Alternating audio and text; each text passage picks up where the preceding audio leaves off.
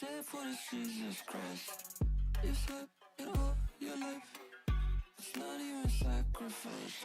I want you to. It's not getting even, it's right. A heartless appetite. You sick to your stomach with every bite. I want you to make me eat my words. Help yourself to the worst. On one condition.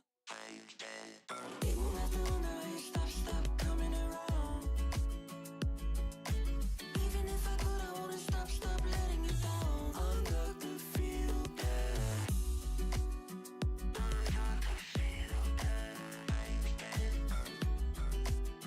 I'm Dr. Feel Bad. The safe word is Jesus Christ, they won't invite you.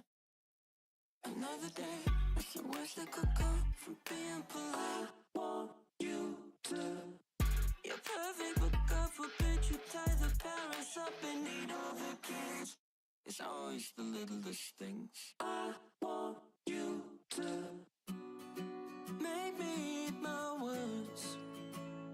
Help yourself to the worst. On one condition. Even after wonder how you stop coming around. Even if I could, I wanna stop letting you down. I'm Dr. Feel Bad.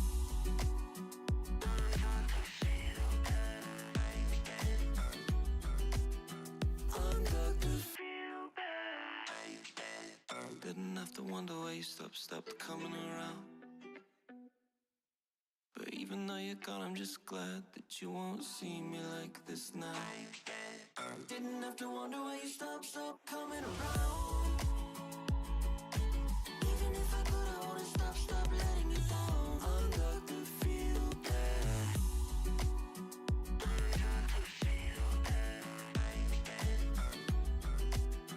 I'm Dr. Feel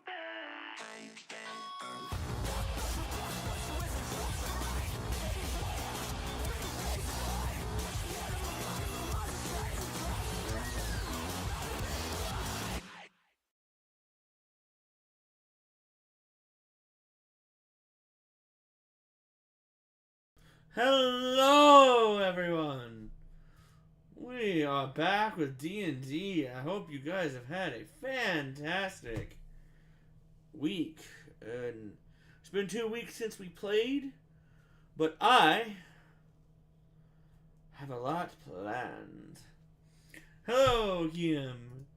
For all of you who we're going to be taking some time to get in and get everybody in. Everybody's excited. I know I am. We just gotta wait. Cavs recently, but the Indians and I don't think the We just gotta Browns wait will for win Okin and Karn running a little late. But right now we got the main crew, or at least Quest, Sark, and Austin in here.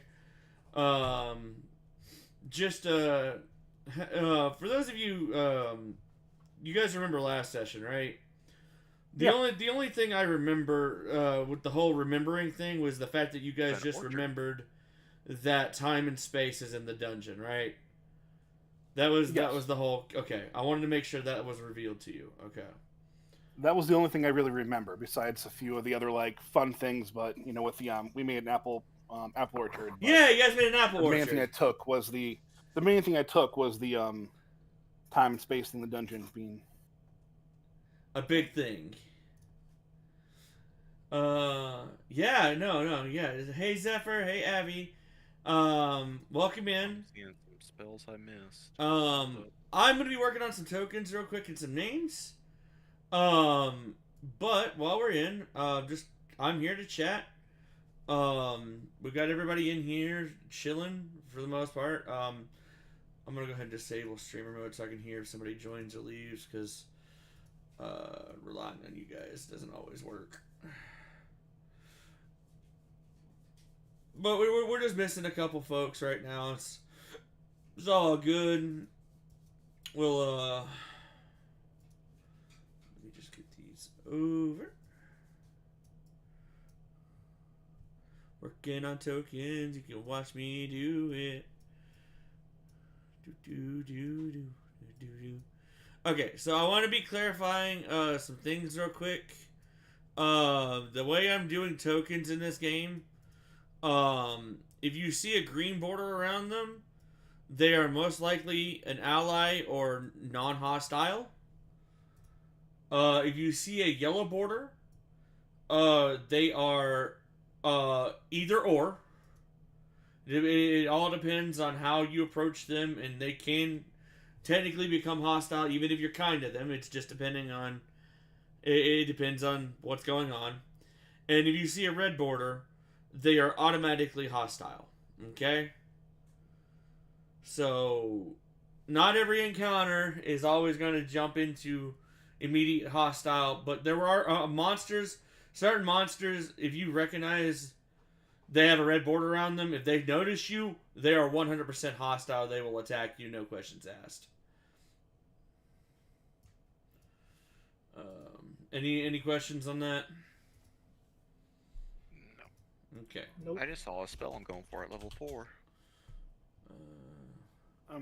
Just quickly, is there anything in your world that goes out special? Creatures that are usually like pretty much always going to be hostile? Yes. There will be creatures that are almost always hostile, yes. Are those like the basic ones we know from D&D, or is there anything else like jump out that's special in your world? There'll be some special things, but it's pretty much things that don't have an intelligence that just attack everything. And like, I'll let you know. Like, I'm not gonna just be like, oh, you don't know what this is, and it just attack you. You'll have a chance to know. But I'm going to go ahead and tell you straight up, I really don't use the monster manual when it comes to D&D that often. I mean, I do for certain things, like undead and dragons and stuff, I might use it. But a lot of the times, I like to make my own stuff. Cool. And I've already got a couple encounters planned for you guys tonight. Not exactly hostile encounters, but there's one or two hostile encounters that are planned. It just depends on how you guys handle it. I'm praying to get to level 4.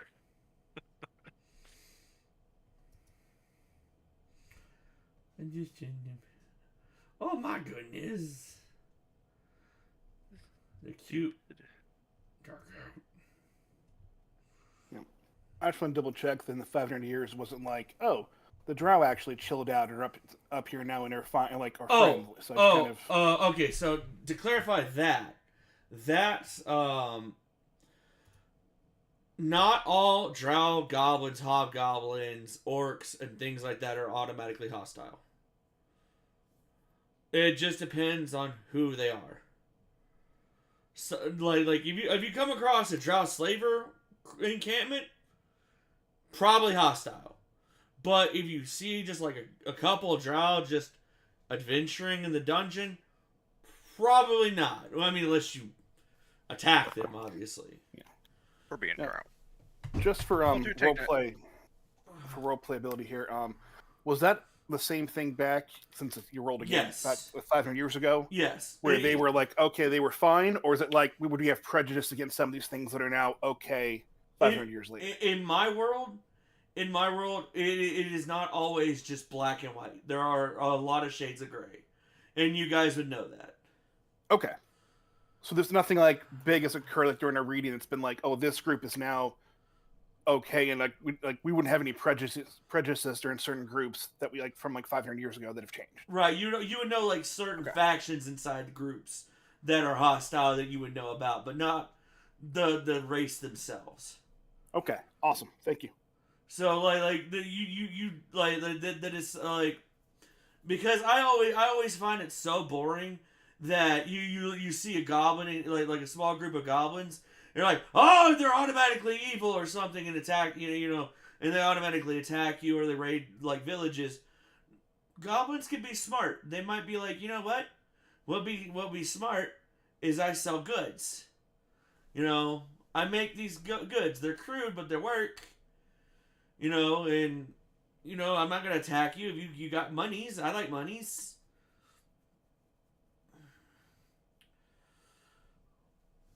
And the same thing with it's exactly why you guys as an orc and I believe when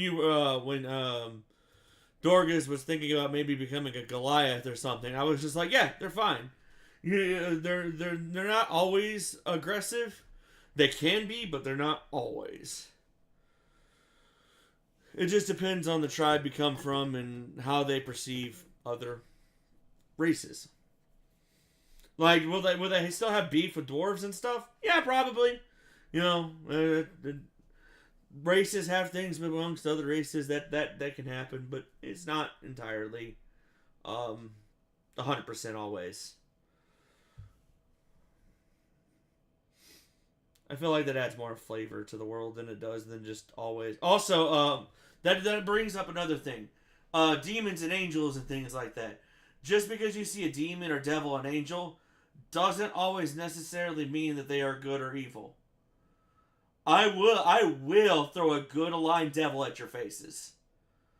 I swear to God, if you bring Raphael into this bullshit, I am fucking Raphael killing is not a good devil. You should know this.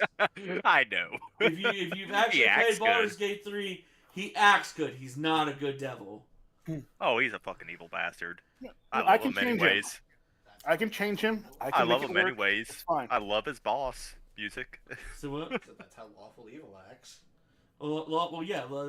Raphael is very much lawful. I wouldn't say he acts very good. He makes it very obvious that it's not a good path. Yeah. No. But he does prey on people who are weak-willed. And I guarantee you will find a lawful evil angel out there that his job is just to smite anything chaotic. Oh, fuck. Yeah, that's what I'm saying. Like, yeah, I need to stay away from Max that. is right. Morality is subjective here. Exactly. I love that. That is my DMing style. I love gray areas. I love them. I feel like they have the most depth to characters rather than just playing a lawful good paladin. And I don't do anything evil, guys. I'm a good guy. No, that's boring as shit. The lawful good paladin is the one that's talking to the guard saying, yeah, no, we're not doing anything evil, while the rogue is quickly unlocking the back door. Yeah. Technically, he's not doing anything evil. You shouldn't be trying to define these things. True. That is also true. My roommate likes to come in whenever we start talking D&D, so that's who you're hearing is my roommate. We have discussions about this all the time when it comes to D&D. Yeah, and Tesk may or may not be chaotic. And I personally don't care about your alignments. I really don't. Like, as long as you're, like, the only thing I care about is you guys are a party. As long as you're not full murder hobo, we may go full murder hobo. No, as long as you guys are not trying to, like, break the needs of the party, I don't care. Like Sark, when Karn were like, we're gonna make this little party thing with anti-technology. Cool, you're not harming the party with that, so I don't care. It makes sense. Yeah. I believe Karn, like, he said, like, before we wanted to make an evil character, but, like, he was also kind of, like, conflicted, because usually evil characters kind of break the party. I normally just don't like playing with evil characters, because a lot of times when people play evil characters, they don't have, like, they don't have a lot of, like, real depth to them, you know what I mean? Like, I'm not saying that they can't, it's just a lot of people don't normally play them with depth. And it gets kind of boring. It's just like, what are you doing? What's the obvious evil thing I could do here? And then that's what they do, and it's like, that's you could do good actions as an evil person, and you could do evil acts as a good person. You could do like I said, morality is subjective. It can go any which way. God forbid if you kill Tesk, I already know what your next character is going to be from me.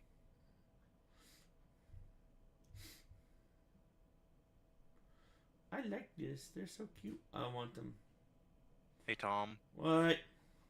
I didn't do it. I'm going to message you what will happen if you kill Tesk. I don't know.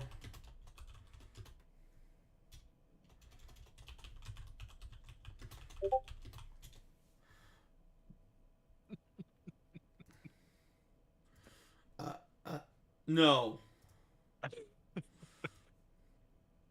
Okay, it won't be that bad.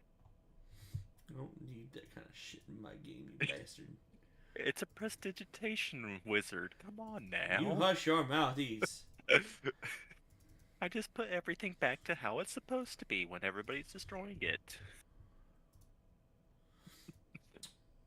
The reason why we haven't started y'all is we're waiting on folks. I don't. Has anybody seen a like? Okarn asked if we were playing today. Mm-hmm. Like we said we were. Like I wonder what's going on. I'm gonna hit him up with a. Let me hit him up with a message. I know Karn's gonna be late. That's not a problem. All right. It's gonna be like here in like what 2 to 3 hours from now. What? Oh, this is Pacific Standard. But I think you forgot to put the time zone. We live in PST. Oh. That means he's definitely not gonna be here. And yeah, he's not going to be available as much. Yeah, if he makes it back, like 8 PST, that's 10 o'clock our time. Is Like, it 10 or is it? yeah, they're 2 hours behind, dude. I was thinking Pacific's like 3. No. Give me a second. I'm gonna call Oaken real quick. Just to see if he's coming. He didn't say he was gonna be late. We could still do stuff in preparation. Yeah, I'm not. I just need to check to see what's going on. I'll be right back.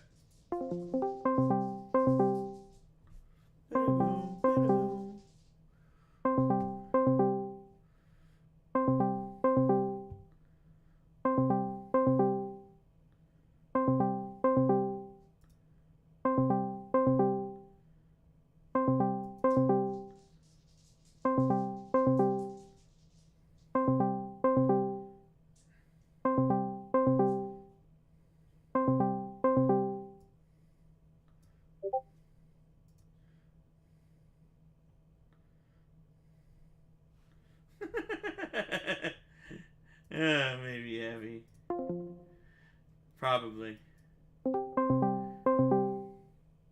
I see what you did. Alright, man, let me see if I can.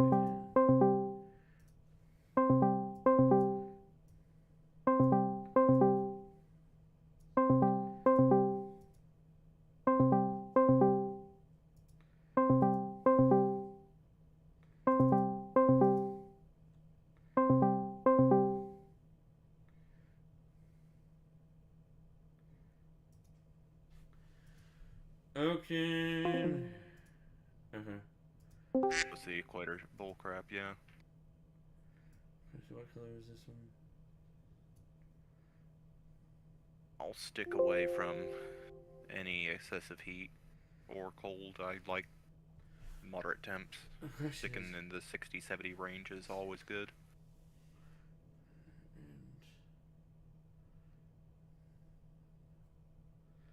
I don't know.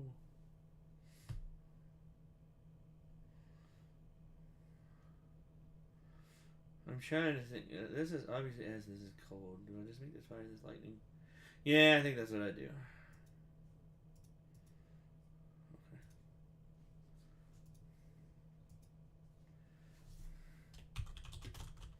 Did you get hold of Woken? No. If he doesn't show up, then we are gonna have to. Yeah, I mean, I can't do anything if people don't show up. Like, I wanted everybody to be here because I put a lot of work into it. I'll give you guys something. Like, if I understand, Karn had something last minute come up, but if Oaken doesn't show up within the next 35 minutes or something, because I still gotta do some things here. I'm gonna give you guys all something cool just for showing up and being on time, and I'll have a discussion with everybody later. Just reminding people to please be on time, because it does affect things.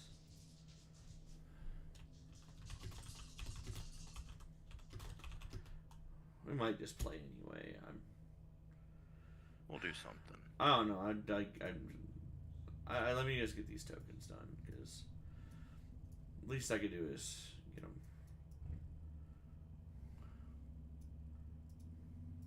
More world building session. Mm-hmm. Well, we have an orchard. What else can we go and make? That's the question. Well, we can start. I wonder if there's a dragon cult. Ooh. And which dragon? The left-handed one. Well, I meant which color, but You know, I don't see color. I'm not that kind of orc. yellow color. Elemental. I know what you meant. I have to retract that statement and really back off after that statement. It's like, oh, you're putting me in a bind here, buddy. I know. I tried to. And this is why I sleep on the rafter, so I don't get on. You guys get to see those that are watching my stream get to see the cuteness I just did. Yeah. Look at the cuteness. Too bad they're enemies. Are they No. gerbils? No. No, that's a pet right there. That is friend. They are not friends. You sure? I am. Watch our rolls. We'll go. They're not friendly. I promise you. Anything's a friend if you beat it up and keep it in a jar. Because why are they friend shaped if they're not friends? Because that's how I do things. I'm about to see them. I mean, you're gonna spoil yourself. The big bad evil guy in this thing is just a giant bunny. Mm-hmm. It's friend shaped. No. It's gonna kill No. all of you. Oh no, they are friend shaped. Told you they're friend shaped. They're cute. Yeah, they're not gonna be cute when you start fighting them. I'll let others get close to those. Have fun.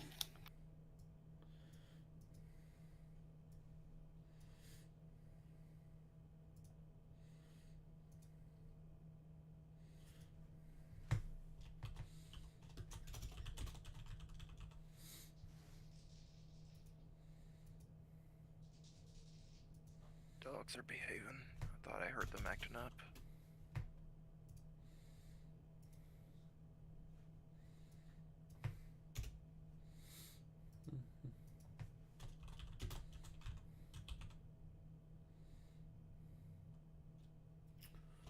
Just so I don't forget. For now, I can put it in my normal notes. Oh, Tom. Yeah, what's up? The new patch dropped today for Baldur's Gate. Yeah, I saw.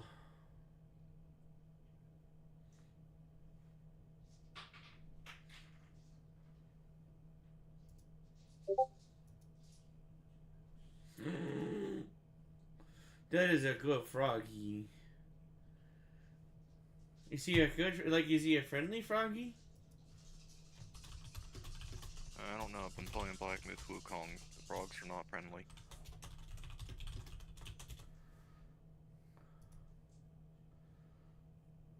Some of them have knives.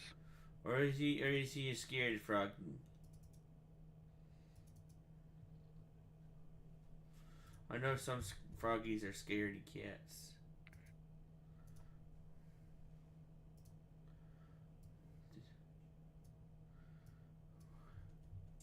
You very much friend shape.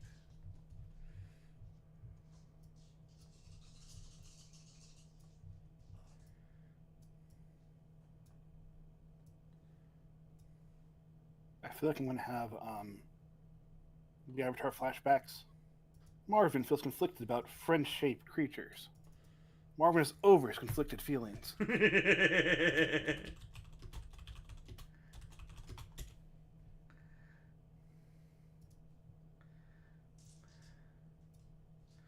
Oh no, Abby, I would try to pet him, but that's just me. I like the froggies, so I just wanna to pet them and enjoy their company.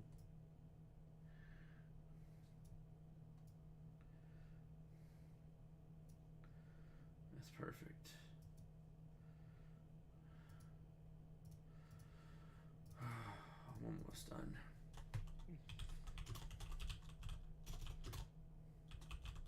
We won't go into the dungeon to go off and raid it. We'll go and find all the yellow creatures and just start collecting them like Pokemon.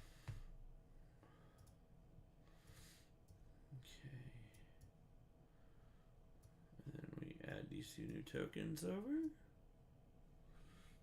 And these guys will be large size because they're supposed to resemble parties. Put that over. And then 5 more, and then I got 1 more after that.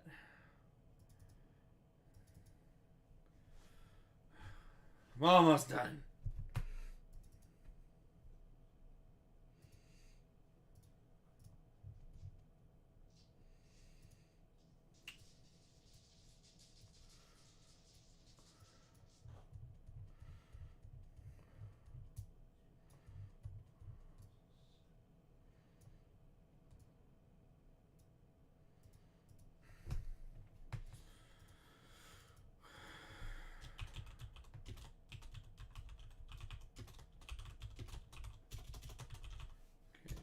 Okay, copy, and paste the 1. And bada bing, bada boom.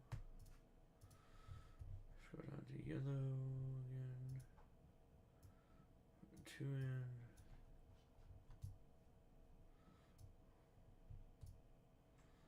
Fit in. Save token. Desktop token tool. 2. Yeah. Abby says Marvin looks like kind of like Professor Hulk. Okay. Take it. Yeah.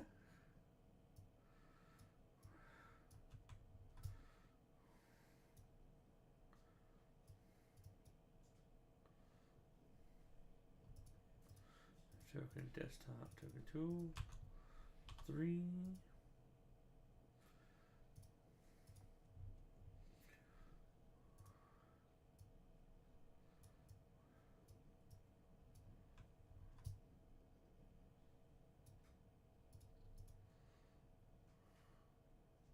It cannot be unseen. It cannot be unseen. Good.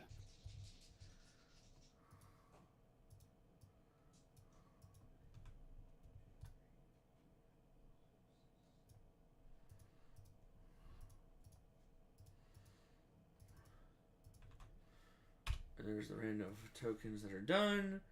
I got 1 more token I want to make. Whew. Alright. Done non-token. Paste them over. Copy them over. And done token. And then I got 1 more person.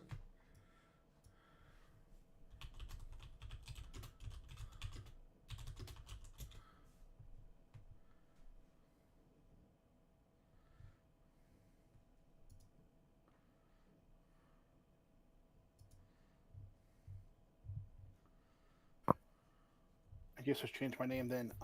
Mr. Quay as Professor Marvin the Magnificent.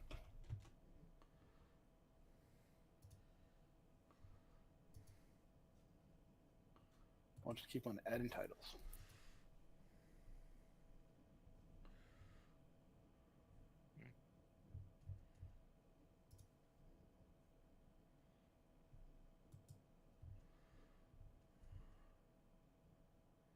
At a certain point, you're gonna run out of room. Well, we were in a room already. Yeah. We more walked out of it than really run. We were in a white room.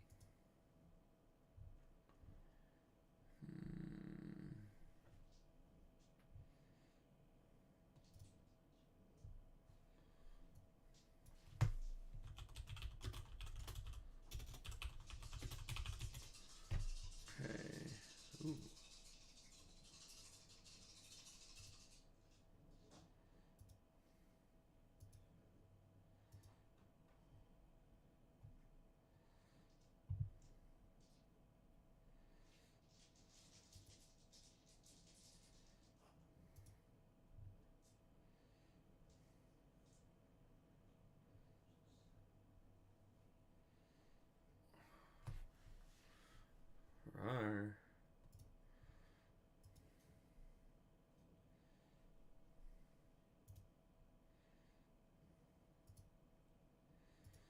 Alright, that works.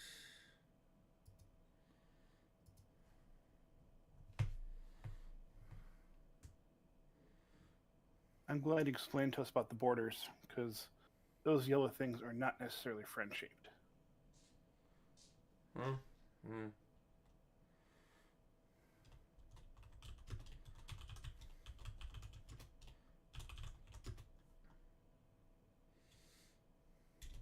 Okay.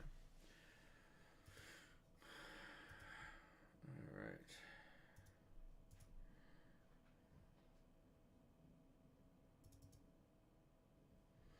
That is a very good question.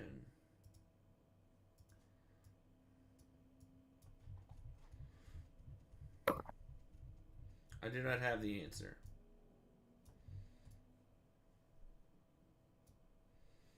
I think it's like the old, what is it, Supreme Court version of pornography.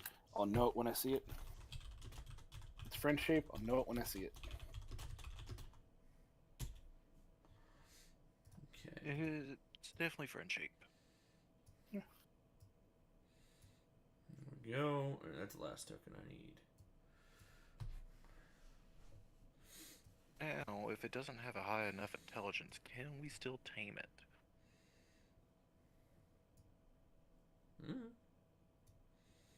We found out. Okay, these are all just...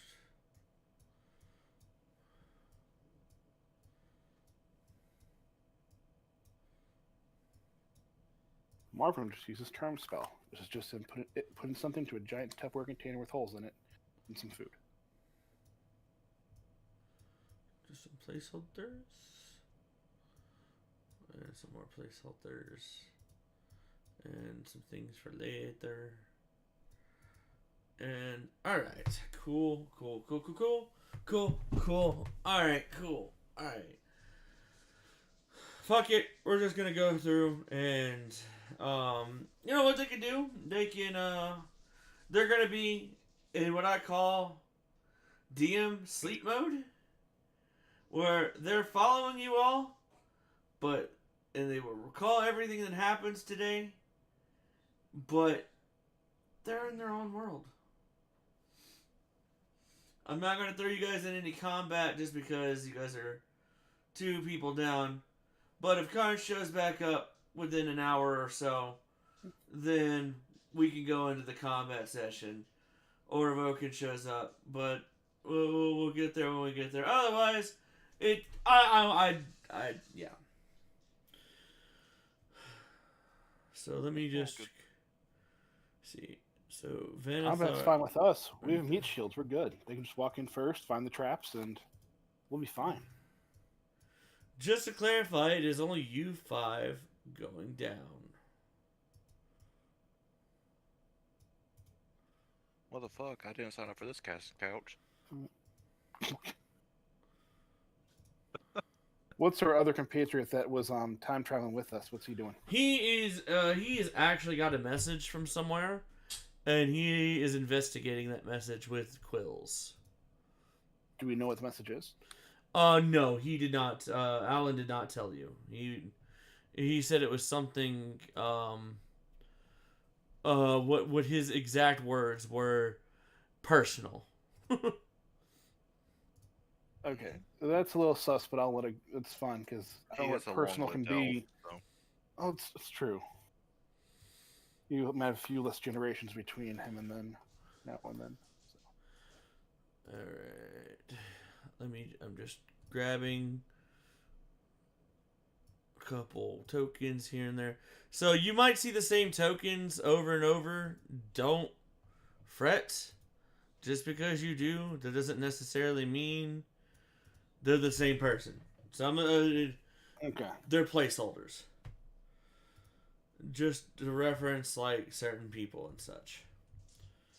We're gonna go to this one next. Let me see. Yeah, I will leave that as is, and we'll get to that as is. Oh yeah, should probably throw this on save settings. I will be making a part of the dungeon as you guys go through some of this. Okay. Gotcha. So, if you guys go so far. Alright.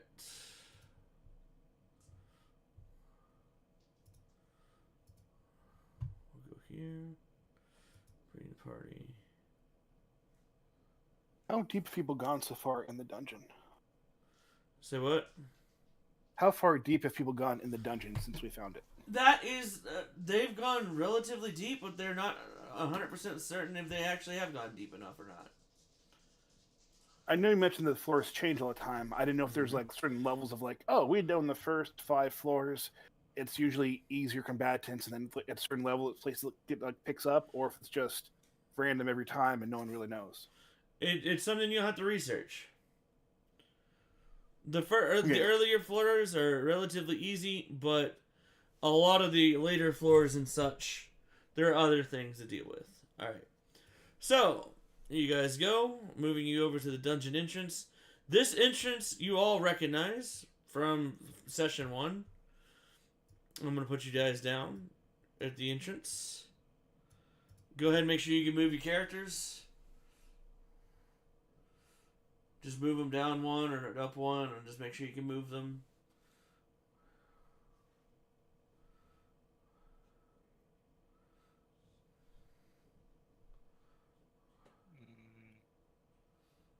Looks good. Can you move yours, Austin? No, right now. Not right now. I can't. No, I'm dragging. Is there another? Looking drag- Do you have 2 tasks in here, dude? I don't know. I logged into the same account I always use. I may or may not have 2 tests. Try it now, because there's 2 tasks in the game right now, man. How the fuck are there 2? I don't know. I don't change the account, so no. I'll just put them both Give me a down. second. You good? You good? Give me a second. I'll just back up and see what's going on here. You should be able to use it to put both tasks as controller. Reloading, so. Sorry.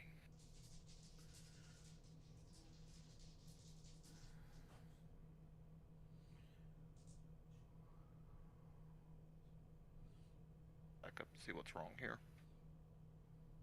Changed my sign-in information.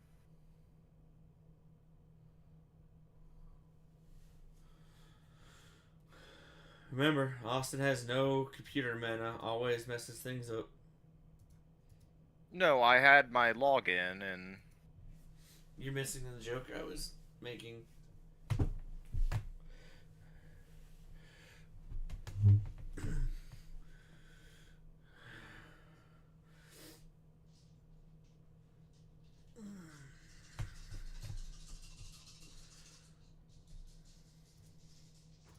Yeah, I recognize that. Oh, did I not put both tasks in here? Okay, let me check that again. Yeah, both tasks are attached.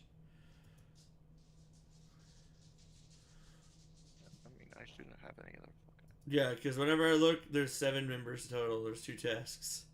They both have the same profile picture. Yeah, they should have the same profile picture. Give me a second. Again, just log back in. You're good.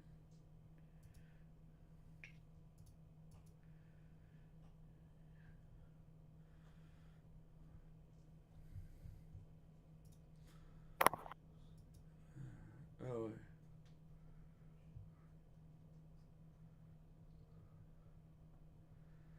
I have no idea what Super Chat is, Ian, but thank you very much for commenting. I appreciate it. I'm sorry if I just missed you. I just see that you messaged a couple minutes ago. I'm sorry, I've been focused. Yeah, no, I don't have a whole lot on YouTube just yet. I'm still getting, my YouTube rolling. It's not as big as I'd like it to be. My Twitch is a lot bigger, like almost 10 times bigger. Yep. All right. So, as you guys enter the familiar entranceway, like I said before, it is a very white, marbly looking room. It looks almost it's super uniform. You know what I mean? Like every brick is exactly the same size, and it looks like it's layered just perfectly, right? Sitting in the main room, the top right corner, as I drew a little board there. That's the board that I showed you guys at the beginning, the one with your guys' picture on it and such. It's hand drawn. Hope you don't mind. In the room just seems to be a party just conversing amongst themselves, and just a couple of adventurers just kind of like they seem to be just relaxing, just sitting on the front, just sitting down.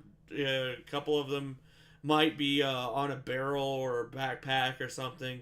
And as the three of you walk in, they just kind of, they nod at you.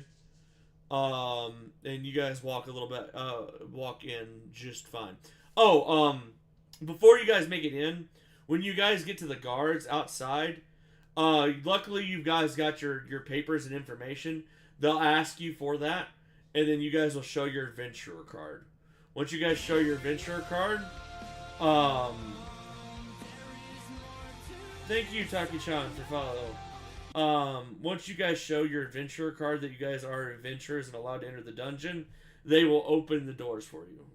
If you did not have this, they would not let you in because they don't know that you are capable of handling yourself. It's the city's way of making sure you stay safe. But they let you pass, no questions asked, and you guys are free to move around as you see fit. Across the hallway for you, I'm pretty sure you guys see the words out in the letter D. Is that right? Yeah. So out just means out of the dungeon. D means down. Simple as that. And I'm pretty sure you guys can see just a slight orange right here. Yep. Yeah. That is the pathway that you guys remember you took, but it is normal wall. Not open right now, but yeah. It is not open. I'm just gonna take a minute then. I'm gonna go over to. I'm assuming this is our picture and everything from where we were. Yep. Into it, and I'm just gonna kind of like take a minute and like think of the people that didn't come with us and kind of hope they were okay and take a moment to reflect on where we've been this last couple months. After you've gotten a chance to actually take a look at the board now, you'll see a couple of like you guys took a look at it, but you guys didn't like take a deep look at it the last time you guys came through here because whirlwind of like information and all that. But now that you guys have taken a little bit of a dump, you guys see like a newspaper article. You guys can see like where your families have like they're happy, that you guys got to do what you got to do to live, adventure lives. They miss you, things like that. Like from different settlements and stuff, and that they planned on coming to the city once it's been built up and honoring your guys' memory by doing such. If you're somebody who has like, in case like Dorga's is like small tribe, it won't, it'll probably just be like a small little article saying such and such, tribe, wishes for their safe return, hopefully if it's possible. But for those of you who have had actual families, they seem to be interested in moving to the city once it gets built. The quote from my father is just, best disappearing act ever. Magic. Abby, thank you. Or Taki-chan, thank you very much for gifting a sub to Kim. I saw a K in there and I was like, Abby's gifting a sub. But thank you, Taki-chan. My brain. I'm also used to just saying Abby because Abby likes to gift subs like a crazy person. Very much. Thank you very much.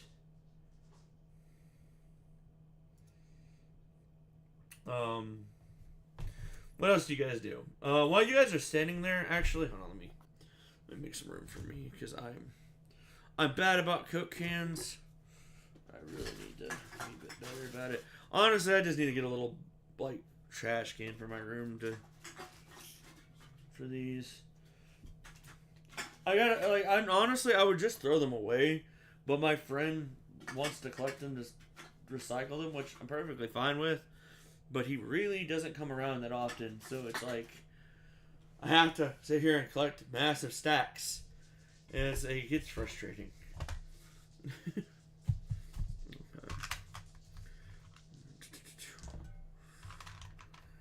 Let's see. Let me pull out my D8. Do you guys want to drop on down, see what else is there, or talk to anybody, or what do you get, Craig and Tess? What do you guys want to do? This guy right here. When you guys are just looking at it, he'll approach. And be like, you guys are new adventurers. I haven't seen you guys in here much. And then he just kind of looks past you. You three look a lot like... And he kind of just points to the picture.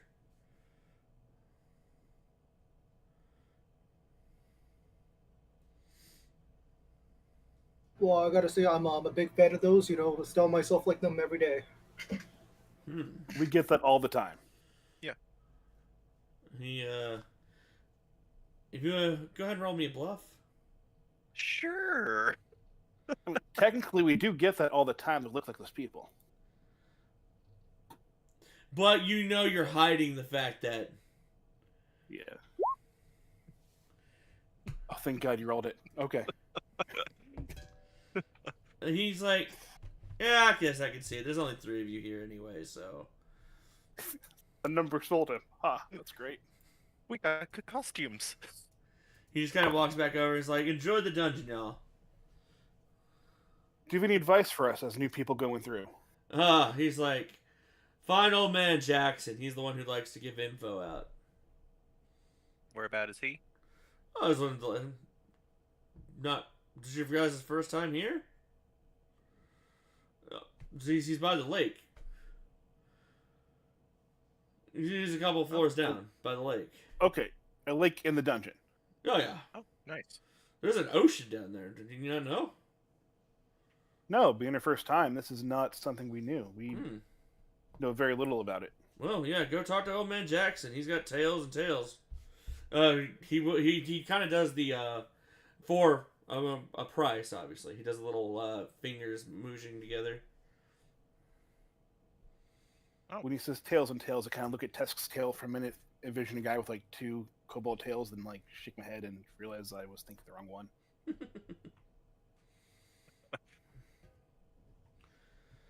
You may be thinking of a Nekomata or something.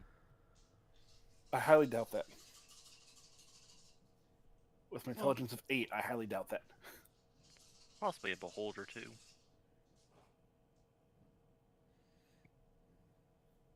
Now you're just scaring me. So, Yeah. yeah, we'll head down to... Head downwards. Yep, might as well head down. Alright. Does anyone else here look... I know they're yellow. Do they look like friendly-ish yellow? Like...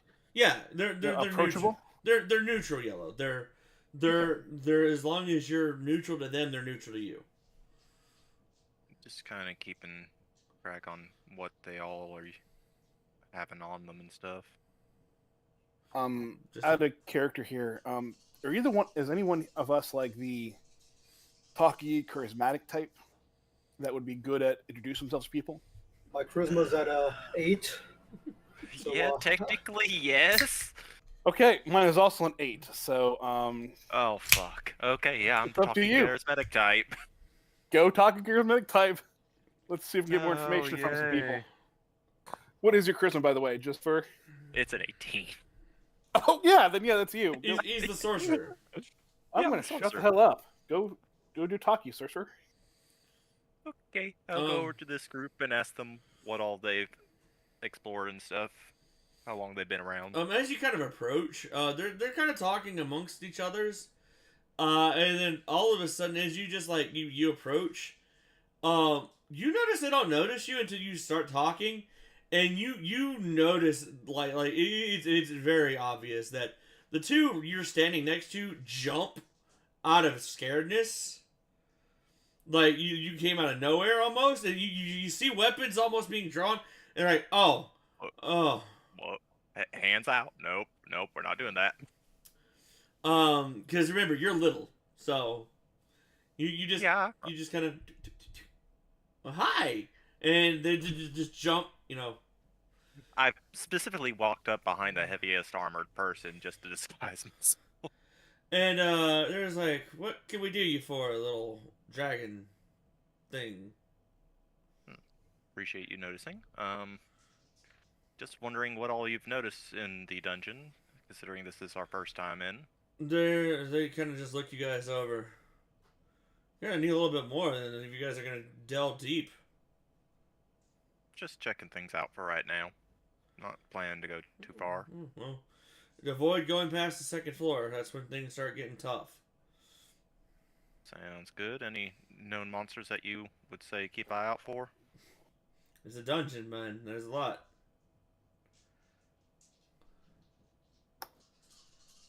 I'm kind of taking gauge on their equipment and what they're prepared to fight. Oh, they look well stocked. They look like they're about to delve into themselves. It's like, just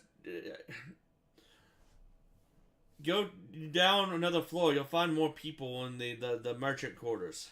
First floor.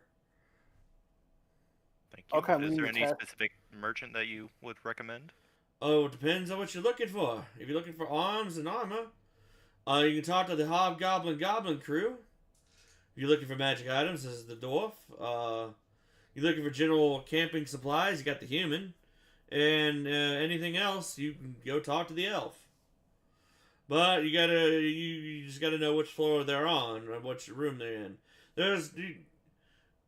Best thing you can do is just go down there and look. You got at this point, you remember, Austin, you bought a map. It's like, I just pulled the map. yeah, there's you notice that this map has the floors labeled, and the downwards from here there's numbers of 1, 2, 3, and 4. Just like they just say, I forget who's which merchants where. One of them says, I think the humans at 1, the elves at 3, the hobgoblin and goblin at 2, and the dwarves at 4. I could be wrong. It could just be where it is. Put it into writing there, so... well, I forgot to introduce myself. My name is Tesk. May I get y'all's names? I just kind of look at you, Tesk. Oh, nice to meet you, Tesk. This is Jules, and that's Vern. And this is a middle finger to you all, just saying, go fuck yourself. Outside of character, trying to ask random NPCs their name. Highly decked out crew. May need them later. Do they have a band name then, I guess, or a group name that they could just go by? They'll give it to you. Okay. These are random NPCs. I don't have them planned. So, Vern, you said, where are you from, Vern? What's your parents' names? What school did you go to? You can negotiate that bullshit. Parents' names No, Emmett and Clara. Didn't really go to school. They taught me. They were both scientists. If you get my reference, applause.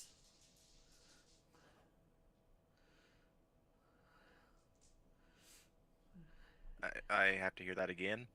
The kids' names Jules and Vern. There's a Jules and a Vern. And the parents' name is Emmett and Clara. And their parents were scientists. And they were homeschooled, kind of a thing. Homeschooled. Of course. Anybody want to... Jules Verne, I'm searching it up. He's the guy who rode Around the World. You're close. Around the World in 80 days. You're getting closer. The parents' names are important. I'll give you their last name. Their last name's Brown. Emmett Brown? Emmett Brown.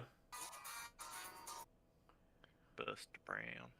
Anything? Isn't that the doc from Back to the Future, Doc Brown? That's right. Oh fuck! You we got a it. DeLorean, motherfucker. Okay. Back to the Future reference. Oh, I just got done watching the movies. Well, time for me to go get in a DeLorean and go fall in love with my mother, apparently. No, your mother falls in love with you. Well, Either way, you guys head downstairs? Or are you guys gonna ask the last NPC in here? They're shit too. okay, let's go through this I'm- bill. This one's just gonna kind of look you up. She just kind of, yes. Hey, For, just wondering what your experience is in this dungeon. First time here. Aren't you cute? She just kind of pats your head. I prefer the term ferocious, but yes, I will take it. And she just Okay. kind of turns back to her book. Can I look at the title? Sure. What is she reading? Random book. that's a great series. It gets better at Yeah. Random Book 3. That just takes off. Yeah, yeah. Yeah. It's a book, Changes the it's world a book every about time. geography. Ooh, geography. Doesn't have anything about a random dungeon. Anyways. Let's go on down.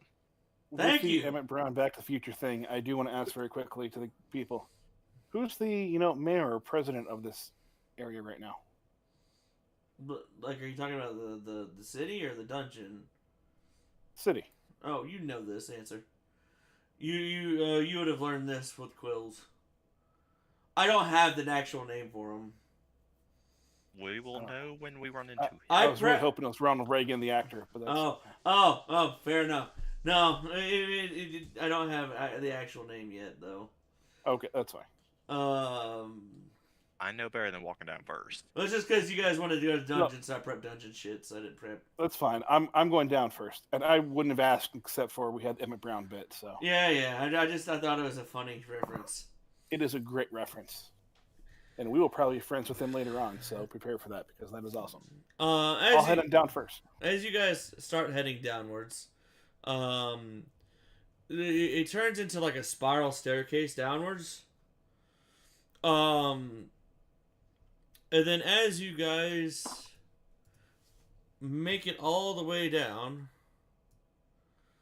you guys find yourself at a four-way junction. Okay. Okay. Oh, You guys are both.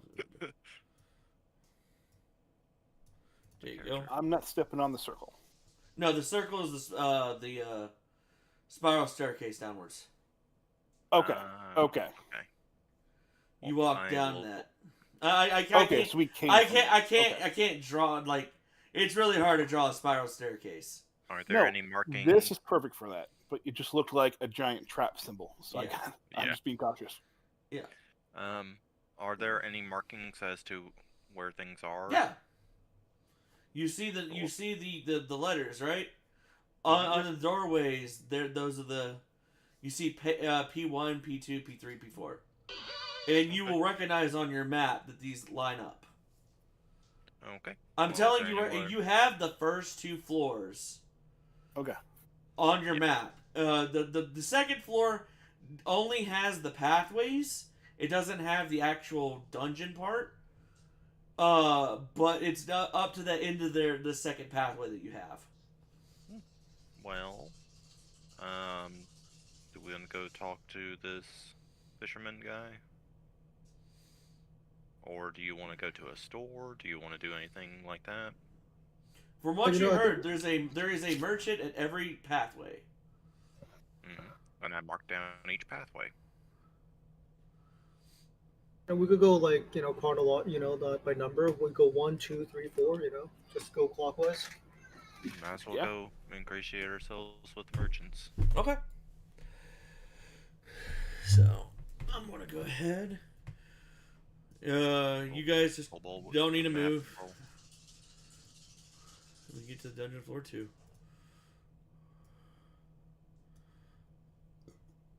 Oh wait, no, it's floor 1. It's this one. Kind of Oh shit. put myself in the middle. So I'll kind of just always lean with you guys kind of on my shoulders.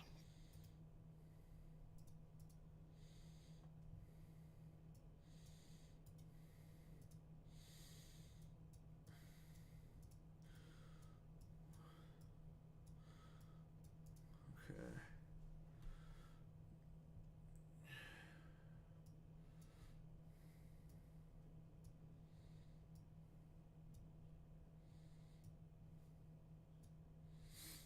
Okay.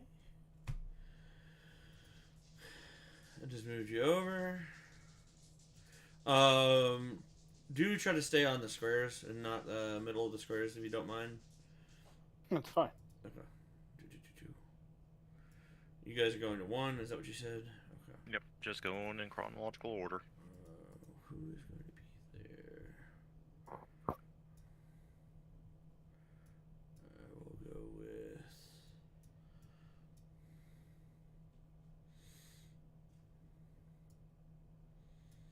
this person.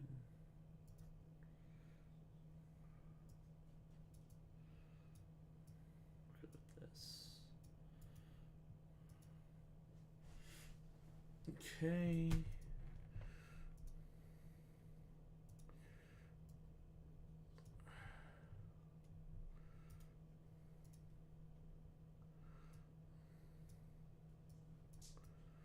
Okay.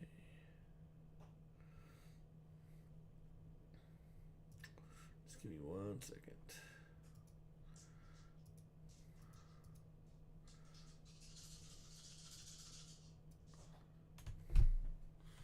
Raise free hand, please. Thank you.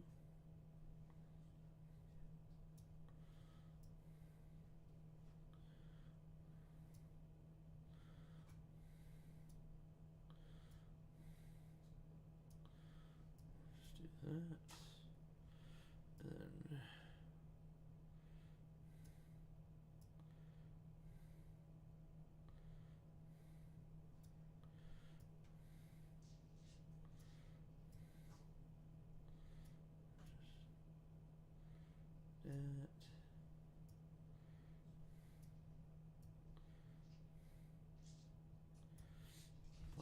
Tom, I should probably ask. I have you up on my PlayStation, view and give you a view as I'm doing this. I don't watch the screen though, but should I? Would you rather me have it off that way in case you do anything in the dungeon, I don't accidentally see anything? It's fine. Okay. As long as you don't metagame anything. Oh no. Okay.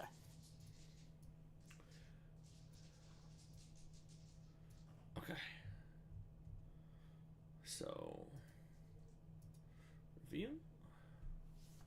Sorry. Like I said, I got a good chunk of this done. I just didn't finish some of the chunks. All right.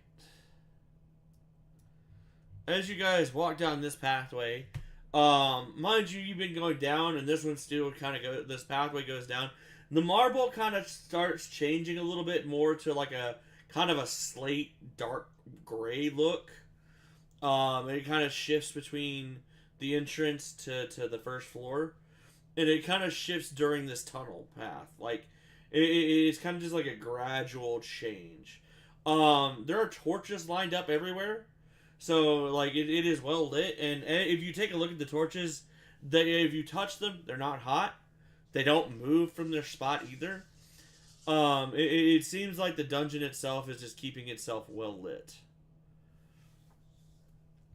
Sorry, Tom. For clarification, are these like normal like torches, or are these more of like a new age thing that we wouldn't know about and just consider them to be torches? Are they like lights that we think are that, or is an actual torch just as magical? If you were to look at them, which I'm pretty sure Sark or Venathar would look at them magically, they are magical. Okay, great. I'm assuming Sark, you'd look at them with detect magic since it's a cantrip, yeah. Yeah, detect magic. Yeah. I will cast that. Yeah, they're magic. Almost everything in this dungeon is magic. Like the dungeon itself shows up as magic, which, like I said before, is not unheard of. But like, honestly, Tesk and Craig, just simplicity, you know that this is probably the spell Continual Flame. Nice. Which just means it's an ever-burning torch.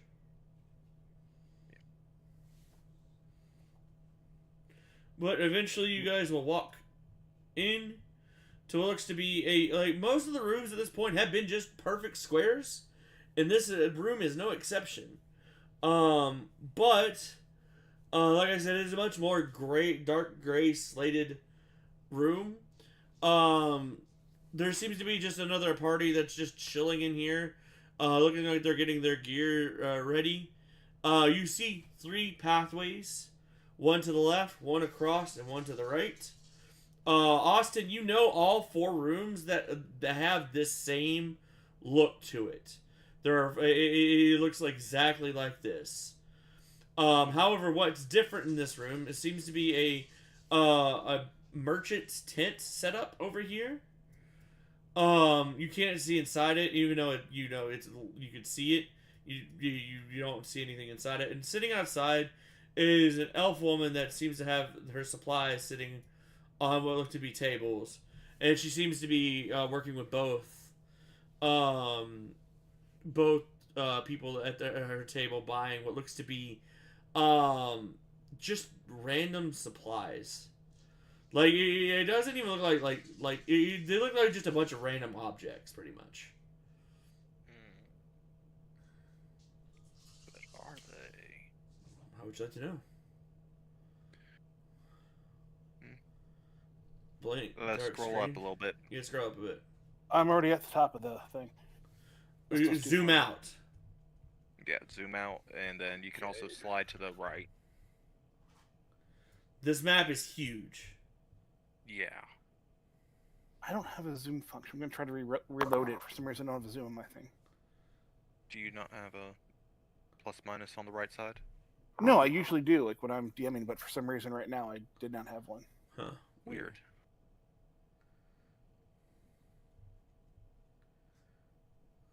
Nope, I still... Oh, I might be able to take control. Oh, there we go. Control it. There we go. I used to control and zoom out that way. Got it. Weird bug. Sorry about that. Thank you. That's roll 20 for you. Yep. In the middle of the map is the pathway you just came from.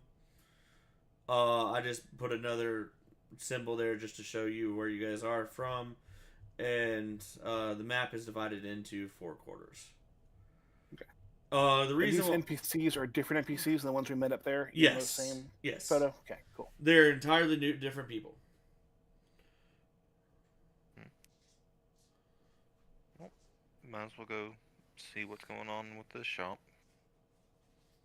Go check their wares.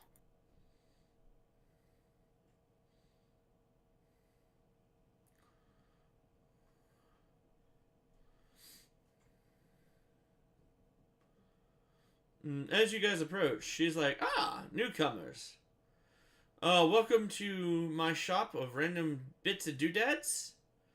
My name is, Tora. Pleasure. Are these little bits and doodads brought from above or found in the dungeon? A bit of both. Just things that I find to be interesting. And I just pick up on the way.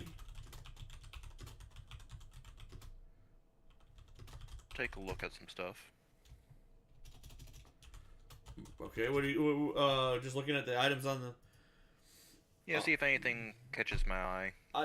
There are random things from just like a book to like a walking stick to a vial with a weird color liquid that you swear might be piss, but it's not as like it's a lot thicker, which is weird. Okay, I am a kobold. I am looking at shiny shit.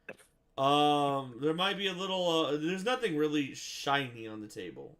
It seems like this is just her basic set of goods. Well, I'll look at the book then. Okay. What languages do you speak? Languages: Undercommon, Draconic, and Common. You can read some parts of this book as you're looking at it. It seems to be written in a mixture of languages. I could have a try. I know like some amount of some more, I guess, of languages. If you want to take a look. All right. As you look at the book, how many languages do you speak? I speak Common, Draconic, Druidic, Raedran, Elvish, Sylvan, Undercommon, Dwarvish. Yeah, that's enough to start picking up the book. This book seems to be a book describing or a journal that seems to just be describing its adventures in the dungeon, and it seems to use a little bit of every language to try to just you can't tell if the author of the journal was just playing games or trying to hide something. You would have to look at the book a lot longer to determine exactly what it is, but you could read the majority of it. Like there's still some parts you can't read, like clearly you can't read the undercommon parts, or anything that's like infernal or anything like that. But there is no druidic in there, and there is none of your normal your race's language that's in there. It seems to be a mixture. It seems to be a mixture of every known language. Could it be used as like a Rosetta Stone type deal? Not really, considering it seems to be mishmashed together. Okay. It was like every other word, like in a different language or something like Yes, that. something like that.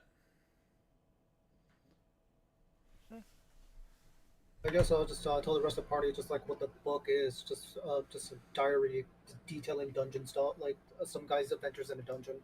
Ah, yes, exactly.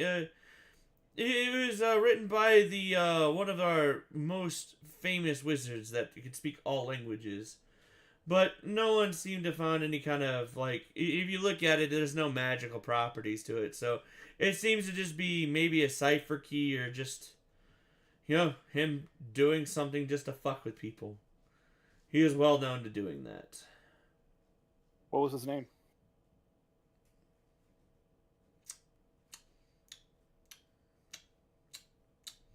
One moment. I knew that was coming.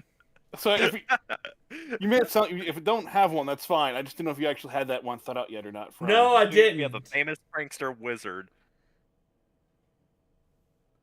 Wells. Okay.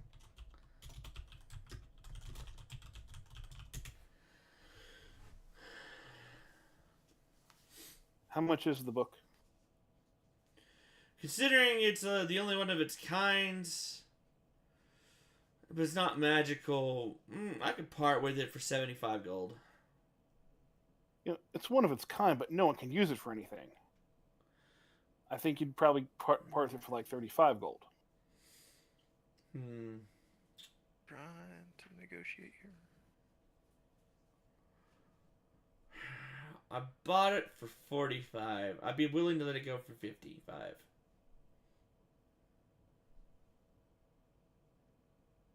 I can spot you like 20 if you need it. 20 gold. 52. 51, you got a deal. You can get rid of it right now. It's not sitting here for the next 6 months waiting for someone else to come. How about And 50 in a picture with the three of you? Done. It's not every day that I get to meet heroes like yourselves. She smiles. I'll just kind of smile back, and then I apologize to the guys. Is the photo okay with you? I mean, I assumed it would be fine. I don't mind. Not the first time. Yeah, they kind of have her picture already up in there, so. And she just, she's like, excellent. And she looks over to one of the other patrons. Would you mind getting a picture of me, Marvin, and his friends here?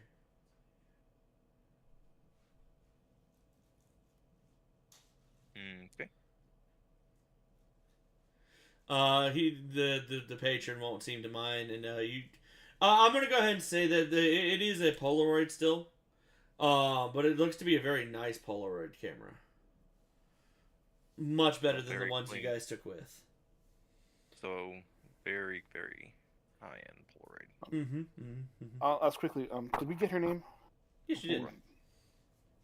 Tora, that's right. That was Tora. right up here. Out of character, yeah, it's right there. I see it now. Yeah, I saw it under the thing. Sorry. Yeah, she'll take a picture with you all, and she's like, Well, thank you very much.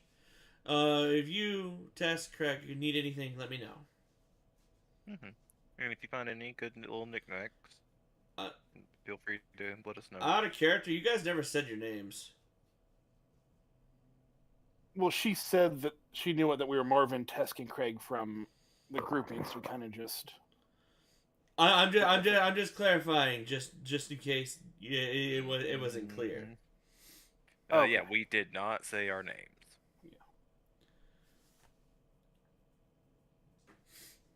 But she just smiles. She's like, excellent. And she just kind of pockets it. Like, she kind of actually, she'll pull out a scrapbook and she puts it there. And you see, there's just pictures of all sorts of adventures and stuff. It doesn't seem like you guys are the only ones. Okay. Toller, is there anything in the dungeon as we delve deeper throughout our travels that you are looking for that we could either bring back and sell to you or anything random you find that seems interesting, I'm interested in. Okay. Sadly, you won't find much in 2-2 because it's the lake, obviously, you know. I mean, you can always go talk to Jackson. Maybe he's found something, but he usually brings it up to me immediately, so. Of course, you know 2-1 and 2-3 connect to the other pathways and such. Out of character, to explain, each, I'll go ahead and show you each, or one of the other rooms real quick. I won't show you what's in there because you're not in there. But, if you take a look to the, bottom or middle right now, I just revealed another room. As you see that this is P2, this is P1, right? Like this leads into this room. This leads into this room. This D23 and this D23 lead to the same, they both go downstairs into the next dungeon floor. They don't connect, but they both go to the same place. Same room. Okay. But each room has a room that only goes to one place. Like D2 is which means down, and it's, you know, the floor 2, room 2. This is floor 1, to clarify. Even though that you had the entrance floor, this is technically floor 1. So you have entrance, floor 1, and then the next floor down is floor 2. So 2-2 means second floor, second room. Okay, so it's going down another floor then. It's going down another floor. Got it.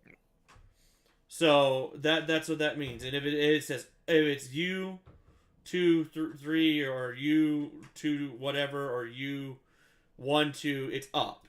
Like U means up, D means down. And what's the P for? Pathway 1. Okay. And this is labeled on your map so that way you don't get lost. Again, after you exit D23, they don't have anything mapped. It's just there. Like, you have to map it yourself. Well, Okay. this map does its job, so. But they said specifically, she said, Jackson is down D22. And there seems to be a lake down here.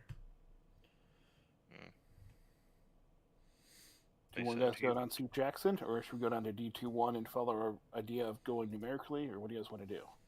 And they did say that that guy would be good for information in general. I agree. Okay, to the lake we go then? Sounds like a plan. Let's do it. All right.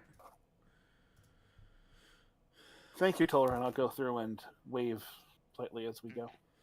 Anytime, dear. Just gonna move you there so I can copy.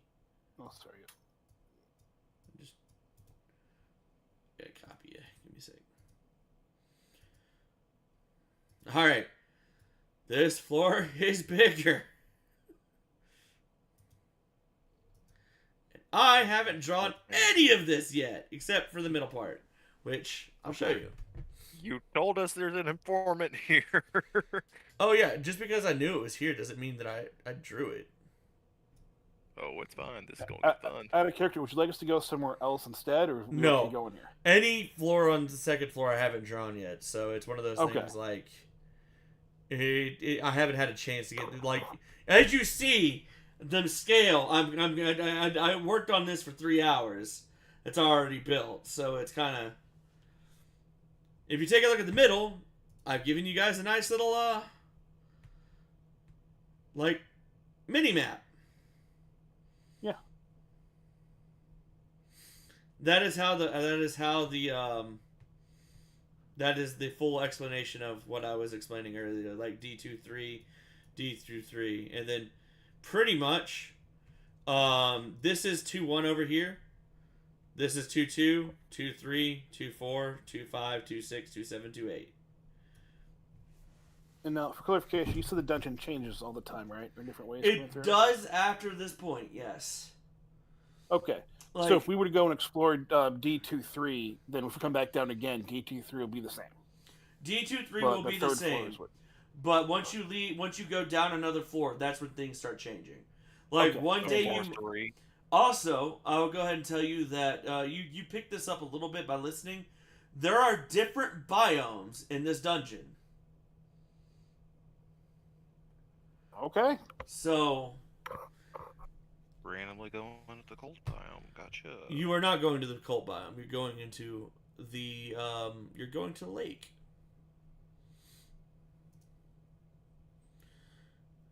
Which, if you give me a second. So we can go to lake, and if we have more time, we can explore more of the different areas in the rooms to kind of get a feel for the map and get it expanded. Mm-hmm.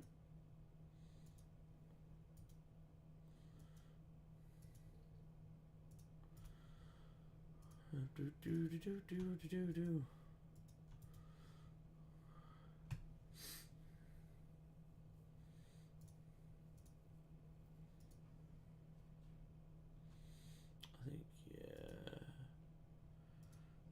think this one would definitely be. This one would be one of those ones that are.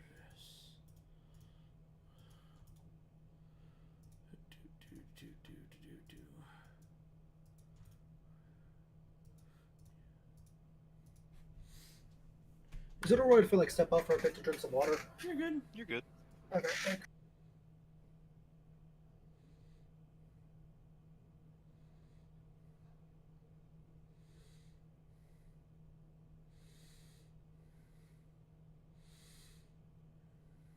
So I'm just trying to understand something as the player here. With the dungeon, like you said, the dungeon changes in the third floor below. If we go to the third floor and one of us goes to the second floor, they come back, would they be in a different floor then? Or does it change like by day or once we all leave? How would you like to know? Or because it's working with space and time, I know, so I'm trying to understand there's mechanics as the player, how that would just curiosity. Exactly. Okay. Good Perfect. luck finding that out. That is part of the mystery of the dungeon. That is fantastic then.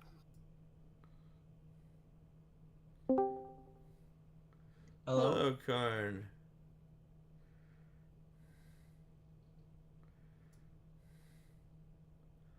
How's it going? Let me grab your token real quick.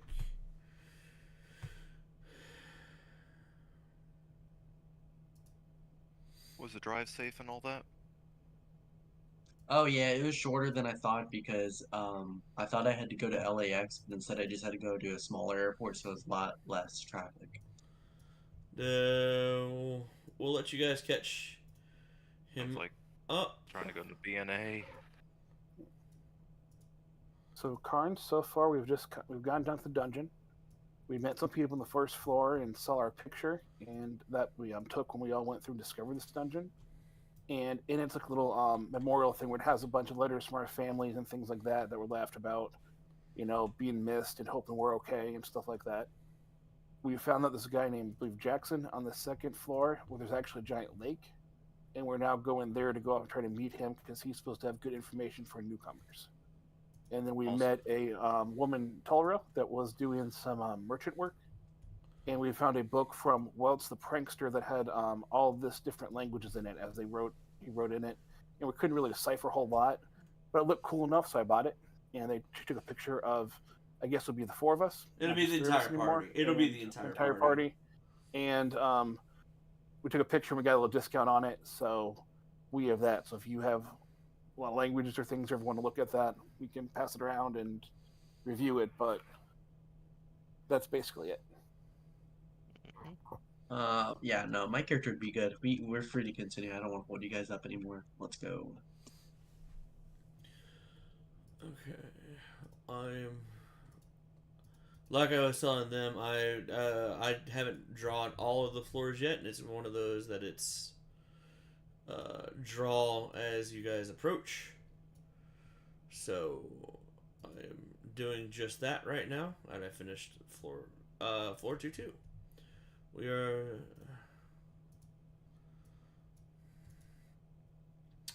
And let me just draw a little bit more for the map real quick. Just in a different color so that way it doesn't. I'll draw it in a nice little brown here. Seems to be like a crate he's sitting on. And like a little barrel here. And you can... Oh, Karn, what's Vanathar's charisma? Give me a second. I'm still pulling up the character sheet. Okay. Because right now I'm Tess, because our speaking person. So Considering he's like a cleric. Not high. I think it's 8. that's true. We're all 8. Love it. Yeah, they Okay.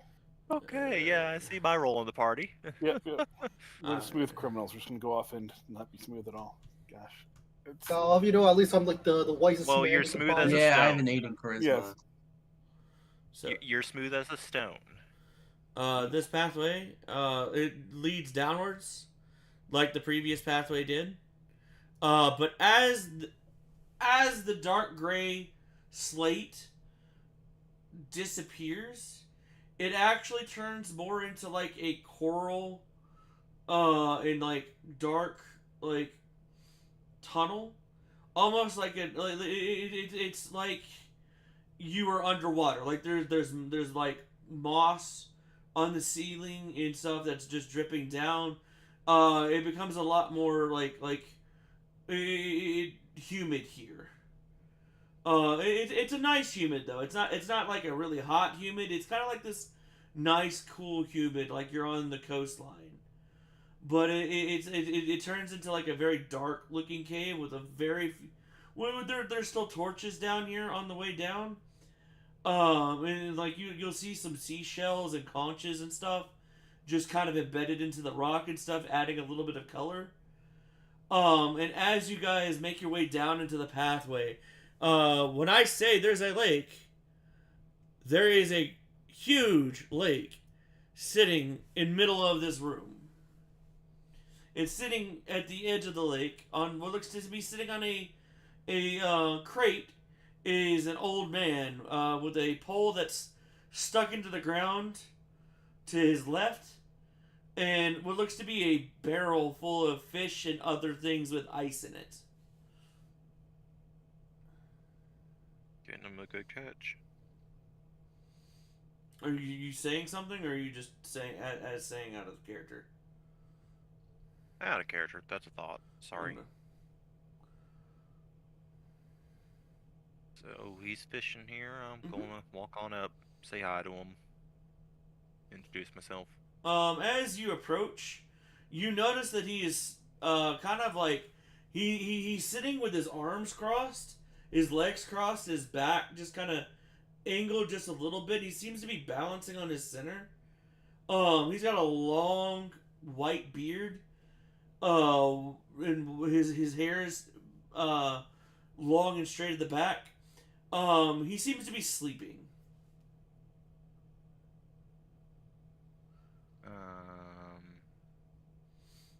Hello? What? Oh, hello there. Sorry to disturb you. Oh, We heard that. no problem. He yawns a bit. What can I do you for, Sonny? We heard that you tell tales about the dungeon and such. Hmm. Interested in that, are you? Oh, you do look like a newbie. At this point, he turns around and looks like, ah, a party. Come, sit. Find a cushion or something. Not really any cushions. But he Spot. yeah, like, almost at the edge of this lake, there seems to be like a little bit of sand, but not a whole lot. It seems like the waves kind of just seem to be like it's kind of like this. The sand looks almost like the dungeon it's made out of. Like it's like black sand.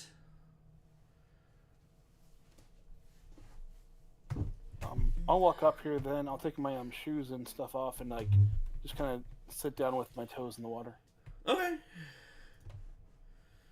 You guys should be able to move your characters tokens. I'll just stand over there. Can I see anything else in the room? Everything you see is what you see. I would have labeled it if there was anything special. It's just a big ass lake. On the other end of the room, there seems to be a pathway that seems to be going further down. My feet don't smell that bad, guys. No, they don't. But as you just take a seat, it's like, well, I'm Old Man Jackson, as you probably heard. Mm-hmm. He smiles. He's like, so I sell stories about the dungeon for a price, but before I sell any kind of stories, how much do you know about the dungeon ahead of time, so I don't rip you off?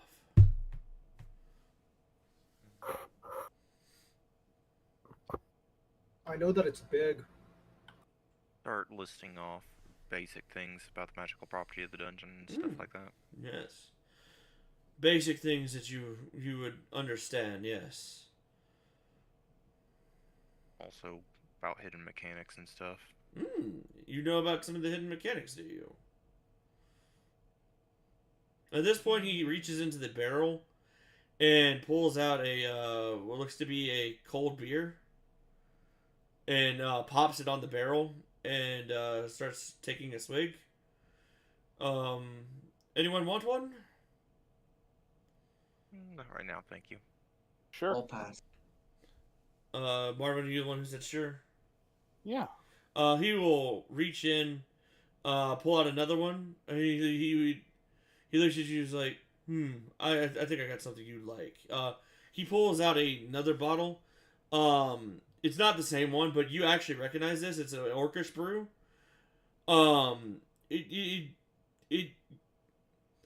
You're not familiar entirely with the bottle, like itself, but the name on it you recognize. It seems like they've managed to mass produce what looks to be an Orcish beer. And he's like, "Does this look good for you?" I'll just smile and thank you kindly and just kind of got a little nostalgic look in my eyes, like kind of go through and I'll just take my thumb, pop the top off. Roll me a strength check. It is 100% bottle opener needed. Just pure strength.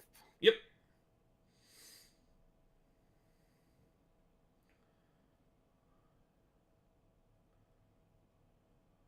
Yeah, you get it. You familiar with Quills has showed you a couple of these yourself, and you just kind of you kind of grit your thumb on just the right spot. And you just pop it off, and the bottle cap just kind of flies up and lands. Either you catch it or it'll land beside you. And yeah, it's I'd rather catch it than litter. So. Mm-hmm. You'll catch it, and Jackson will just like, I'll take the bottle cap if you don't mind. Sure. And yeah, he'll put it into like a little pouch that he's got a bunch of bottle caps in. And he's like, all right, so what secrets do you know about this dungeon? There's a lot, so. I'm sure we know a few too if you want to share secrets instead of paying for them.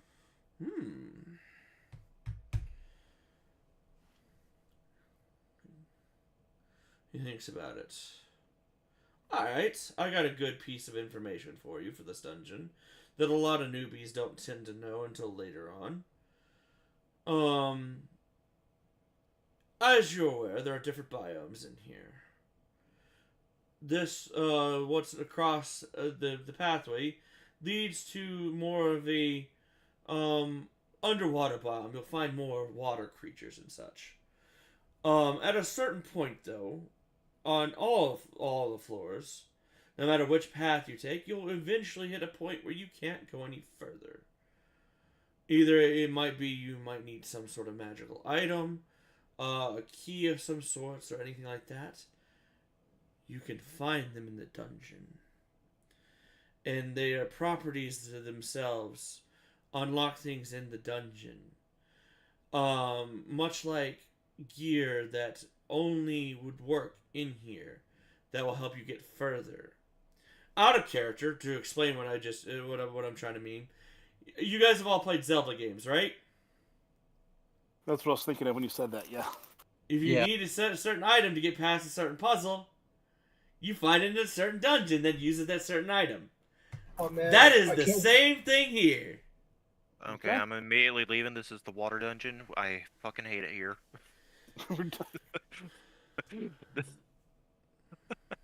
We're gonna stop at Temple 4, wherever it is. Water dungeon. Oh, we're done. And he'll say, if you want to go down to the lowest possible floor we've managed, you've got to master all of the pathways. It starts to split here, but I tell you, there are more splits than you could ever realize. Not to mention the dungeon itself moves. So you got to be careful about that. Yeah, we can tell you about how it moves. Can you now? Well, that is my free secret to you. What is your secret? Well, our secret is how we got here. Yeah, there was Not only does the dungeon move, but dungeons and doorways and pathways open up and close, never to be revealed again. I have heard of such things, yes. Haven't experienced them myself, as I tend to just enjoy my time here. As he motions to the really big lake. I'll tell him, like, the one we found was actually on the very top floor of the entrance, not far from where our the memorial is. Do you say R and then the memorial? Or okay, so We've never really gone over too much of this. It's not. If he's been here as long as he is, he's probably seen the photos and done that enough. At this point, he looks a little confused, and he puts. You notice he's got a pair of spectacles on his neck, and he kind of just picks them up and puts them on, and he's just like, "Well, aren't you damn a spitting image of Marvin?" I'm magic. And he looks over to you, and Tesk, and Venethar. And he turns around and Craig. At that point, am I dreaming, boys? If you are, we are. It depends. How many beers have you had? Not enough. He looks like he's thinking for a moment. I don't think that many beers is gonna cause this much dementia. Hold on. How? You see him kind of like rub his temple a bit and think. He's like, I know the dungeon does travel through time and space, but 500 years is much. Tell us about it. Not to mention, the dungeon originally had warding properties to try to dissuade sense of direction. Yes, we found that out years ago, Tesk. Yes. outside of it. Yeah, most dungeons do. You know, they don't want to be found. The habitats inside them like to stay hidden. But you guys found it. And then disappeared. I mean, we found it because there were no trees, so we just went where there were less trees. Apparently, trees don't like this place. You guys Well, also they had a do very now, good sense of don't. direction. I mean, our guides were not doing well until you two guys kind of stepped up. Mm-hmm. Going around in circles for days. To be fair, your guides did better than most other guides. Oh, I'm not talking smack about the guides. They did a very good job. It's just my boys did better. At that point, Jackson just kind of sits down, leans back a little bit more. So, if you are all real, that means... Have you guys already left the dungeon, or are you guys still in here from before? Came back. So you guys have been to the city. Yes, Oh, we had we've pizza. also been outside the city. We've been around the city. Oh, fantastic. Did you guys know that the city was named after you? I picked up on Neat. Like, is it like Marvin Craig Test Vanithar the city? No, hun, you know what the city's name is, right? I don't know if we ever asked. Don't think we asked that question. You guys were told the name of the city. Give me a second. Mectrovia. I'll post it again. Oh, The city's okay. name is Mectrovia.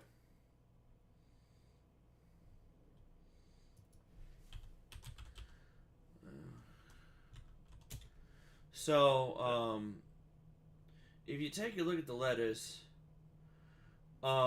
it's not directly named after you, but the letters are named alongside your names. The old dwarf, the other elves. No, it's just just you four actually. Yes. There was one person with us. They didn't go through the pass, so I don't know what happened to them. But they were there. Yes, but they didn't get lost. So We disappeared, so it's kind of a memorial thing to us. So the thing is if you look, for mech, there's T in there for Tesk, V in there for Vanithar, and C in there for Craig. Not to mention, if you look, there's an A in there for MA for Marvin, an R for Craig, or CR. There's an E in there for Task. And like I said, there's already an A. But if you take a look, pretty much a lot of your letters of your names were used to make the name of the city. Interesting. You'll at least find at least two for each one of your letters in there. Maybe more. We do share no letters, so. You do share a lot of letters.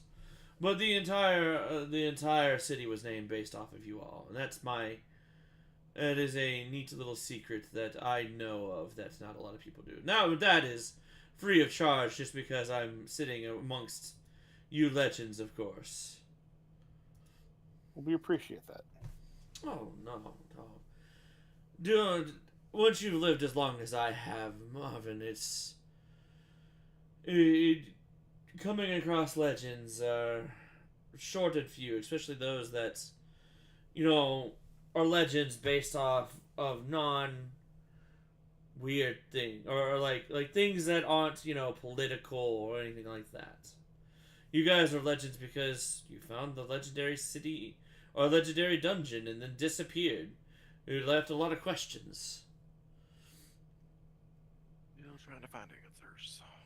Considering that you managed to find a doorway into the dungeon that managed to bring you 500 years into the future.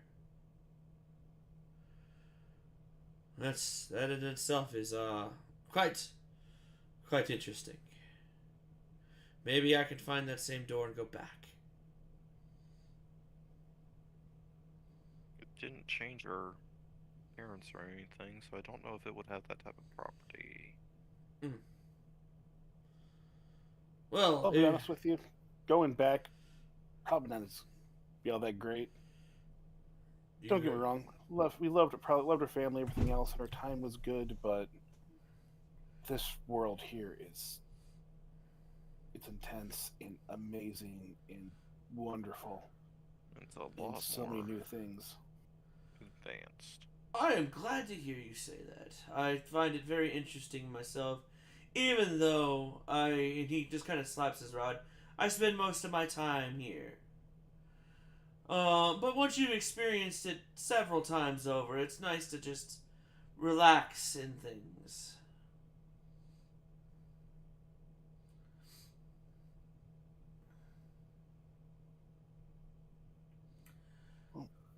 So where do you think we should head then first, if you were to give us last little bit of friendly advice? Is there a proper rooms to check around, or a proper floor to kind of be wary of? Well, so a lot of adventurers like to camp in 2-1 and 2-5. So you'll find that those areas tend to be clear of monsters, as this area tends to be pretty clear. Any monster that decides to deal with me or come up from the underwater tends to get taken care of relatively quick. At that point, you see him kind of just smile and just pat his pole again. You guys know he seems frail, but you also notice that he also seems very competent at the same time. Like, I want to look better at the pole, see if it's like one of those umbrellas with a sword in it, or if the pole is actually like a fishing pole / weapon. Sure, go ahead. Roll me a. You're looking at it. Go ahead and roll me a search check on it. Okay. I'm assuming I can't search it with my strength, so. Nope.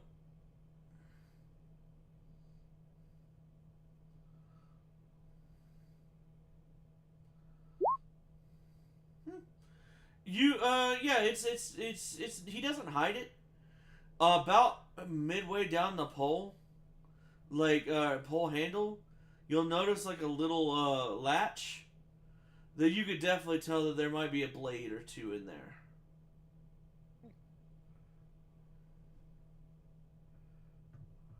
Can I ask Jackson if he doesn't mind, like, if I look at his fish, like, in the bucket? Oh no, by all means. He pats the barrel. There's plenty of fish in there. Take a look. Okay, I'm gonna see. I'm just gonna check. I guess would it be knowledge nature just to see like what kind of fish there are? Sure.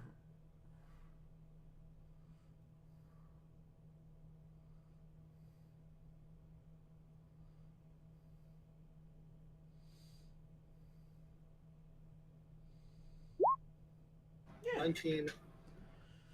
So as you dig through, Craig, you notice that there's a lot of fish that are just local to the region. Not surprising to you. But there's a lot of fish that you don't really recognize, and you think about it for a little bit, and you're like, oh, this is this kind of fish, and this... Okay, but the one thing that you notice is that almost all of these seem to be freshwater fish. Can I speak with the fish with the wild empathy? I mean, I'm assuming fish intelligence is like a 1, right? So it's like a minus. All 4, the fish, all the fish are dead. Oh, they're dead. Oh shit! Then I can't ask them shit. Like they're on ice. It seems like he's catching them for food. And can you talk to the fish that are in the lake, or is that just? I could talk with the fish in the lake. I want to see if they know some interesting stuff. If they've seen anything. Okay. Do you want to go swimming in the lake then? Yeah, I guess I'll swim like in the lake. I'm gonna go ahead and tell you it is a steep drop off. About 5 feet out then it just drops. So you'll be swimming the next 5 feet out with no ground to touch. You are in the depths. Is there enough like wood around that I could try to make like a makeshift raft? No, there is absolutely no wood in this area. Unless you want to break apart his barrel and crate. I could probably carry. Can I ask him if I can break apart his barrel and crate so we can get across? He chuckles. He's like, you should look around a little bit more before you assume that you need my supplies to cross the lake. I got a 7 to communicate with the fish. I'm assuming you just kind of stick your head underwater and just kind of like try to like friendly like motion them up to you and stuff. They kind of just look at you and they just kind of just bob a little bit. They see that they open their mouth at you.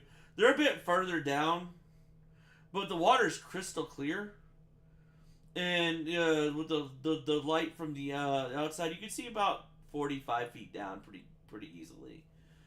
But they seem to be kind of like looking at you, and then they kind of look at the bobber from the fishing rod, and then kind of look around, and then you'll just kind of see they swim around. But every couple of minutes they'll stop and kind of look at the bobber, and then one or two might like dash for it, and then stop, kind of like fish do. But they don't seem to be interested in you particularly. Oh, I'll just go back to the beach and just say, admit I'm not a fish whisperer. Oh. Didn't offer them anything?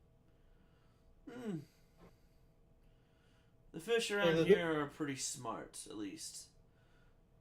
Until they're dumb enough to be fooled by the pole.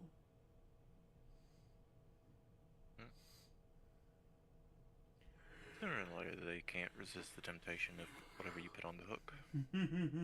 He chuckled exactly, Tesk. And that's exactly what I hope for. I'm just hoping that it just hits immediately after he says that. It doesn't, but you could definitely tell that he's eyeing the same fish that that Craig was looking at. I will take a step forward and I will use one of our apples from the orchard thing and try to put it under the water, trying to lure them in. How far are you are you putting it just a little bit out there, or are you actually just tossing it out there? I'll go like 5 feet. I'm kind of like, I'll kind of swim out a little bit and then kind of like hold it under water, see if I can't get him to come and bite on the apple. Okay, give me a sec. He's going noodling.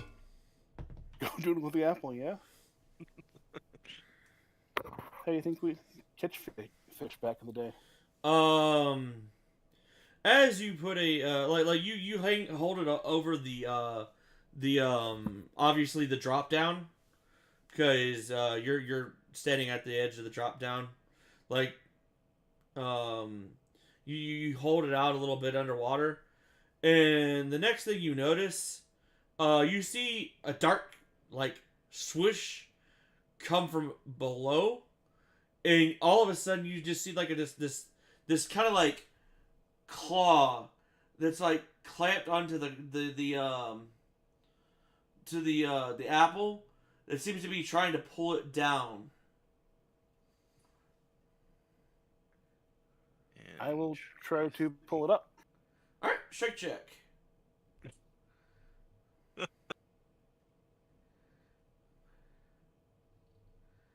Because it is a contested strength check.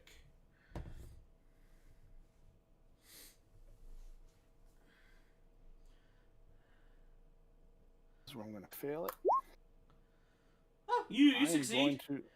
Okay. You immediately pull straight up as you feel it being pulled down. And as you pull it up, all of you see this like weird lobster-like thing hanging from it. You see a lobster claw embedded in the apple, and it's kind of got like this long arm to the lobster body, and it's almost like an octolobster. Is that any creature you've seen, Druid? Nope. And as soon as Looks you pull, cool. it is entirely blue-green. It blends in with the water almost. Jackson almost chuckles as you pull it out, as the lobster just kind of like, it immediately looks at you, and it actually has eyebrows, and it just looks angry. Wait a minute. Is that a Pokemon, like the thing that punches? And immediately, Octillery or whatever. it immediately starts like snapping at you with the other 7 like claws at you, Marvin. As you feel it trying to pull the apple back towards it. I am going to. I'm just gonna walk with it out into the back out here to kind of be like, so what is this? It's an octolobster, boy. Does it taste good? Not Yeah. really. What Throw do it back you do? in. When you say does it tasty, it just kind of just looks at you even more like he knows exactly what you're saying. Okay. It's an intelligent one.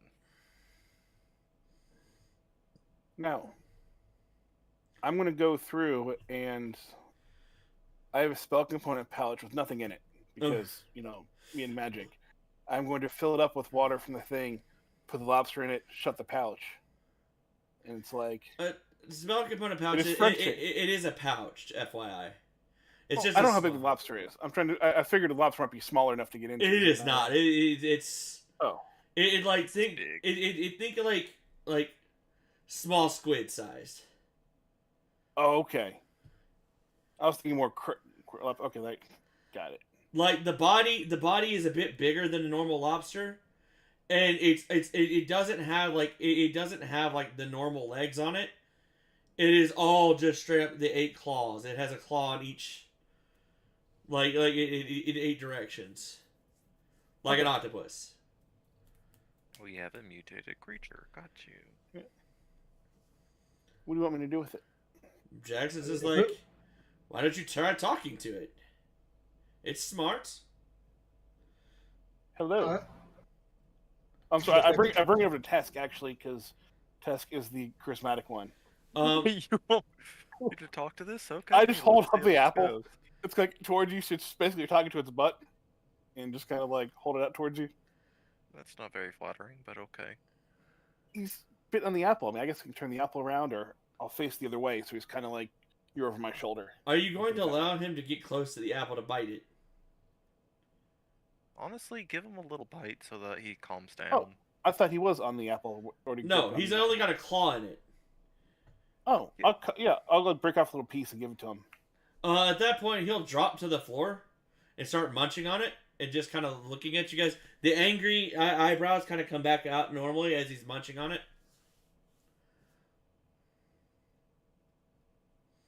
Well, hello, little one. It snaps.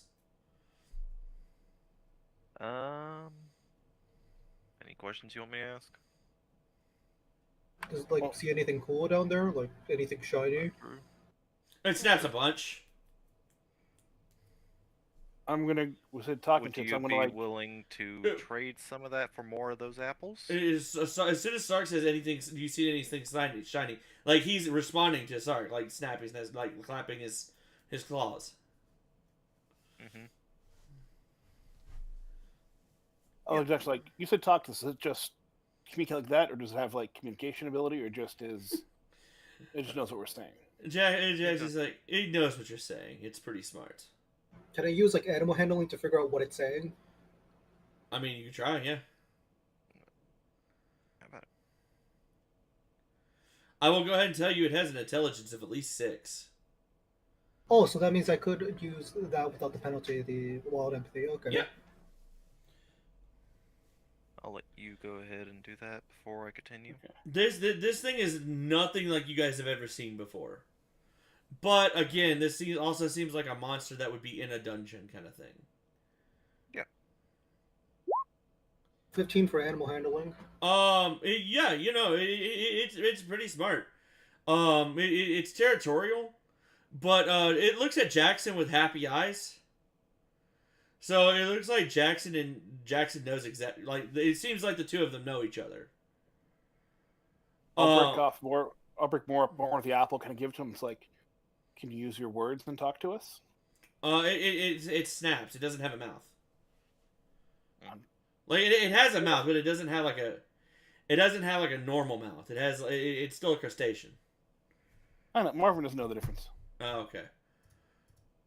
But Sark, you would know this. You could just tell by looking at it. It doesn't have a normal mouth, so it can't talk normally.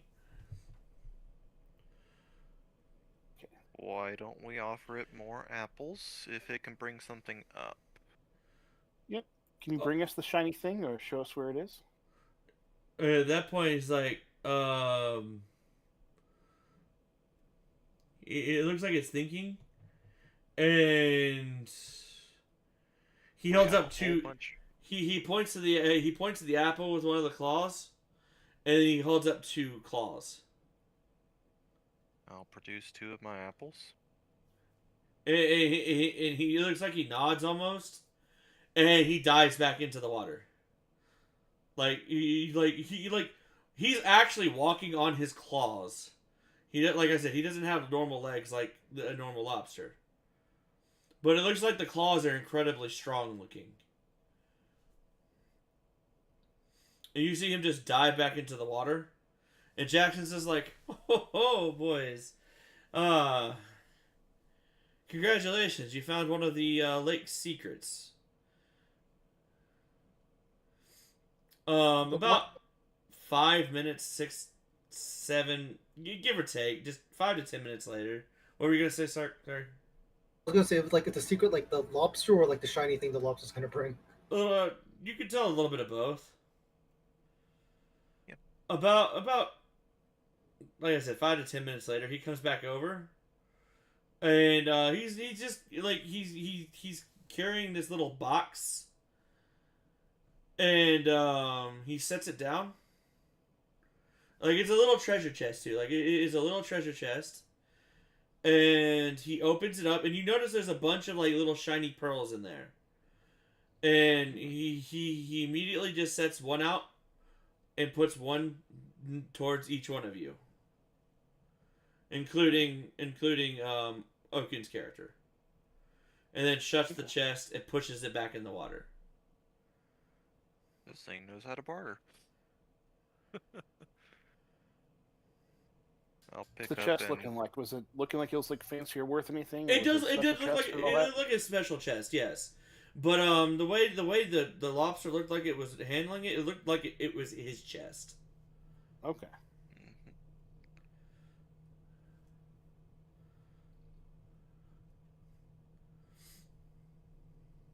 Okay. Is he still? Is the lobster still there? Yeah, he's waiting for the apples.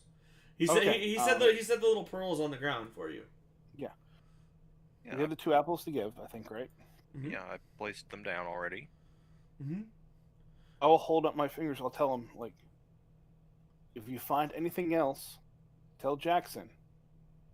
You can come find us. We'll bring you 3 apples for anything good. He snaps. I investigate the pearl, see if there's anything special about it. It's not it's not a normal pearl. But what happens is when you go to look at it, the lobster will pick it up for you, and just he'll toss it into the water, and you notice it starts to float.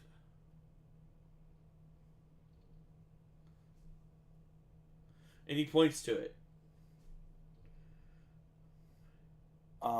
I'll try to touch it or anything like that. Does anything happen if I touch it in the water? You feel it almost feels solid, like it's not going down when you push on it.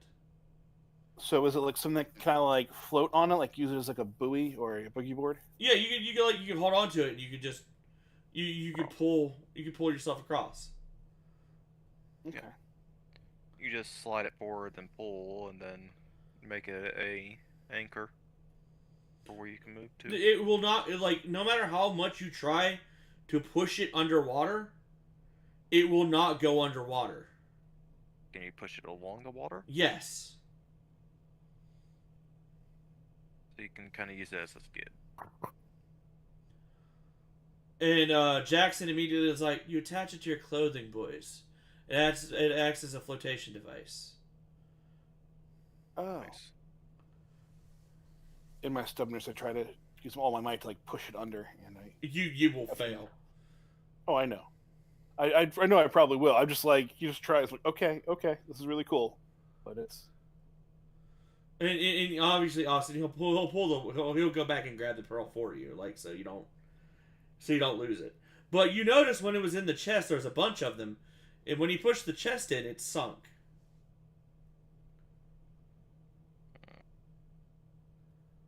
Must be activating when it has direct contact with something.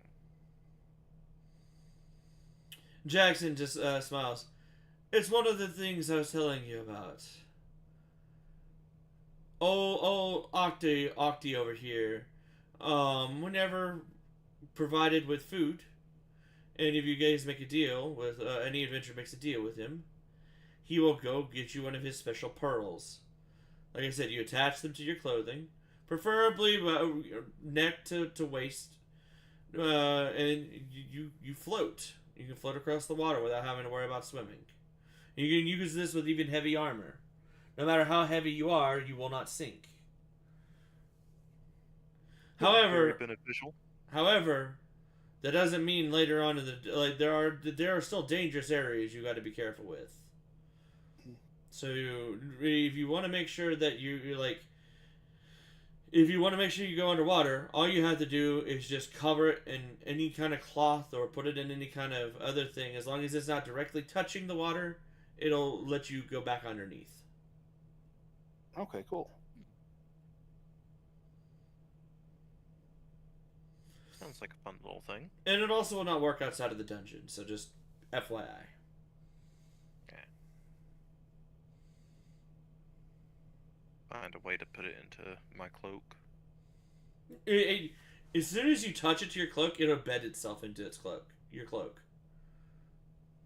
Okay. That is interesting. You guys have a lot to learn. That's why we're here. Octi will kind of just clap at you guys a couple times with a couple apples and just dive back into the water.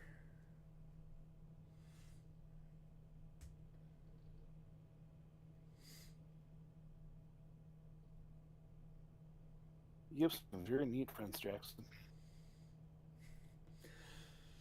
Why do you think I like sitting here?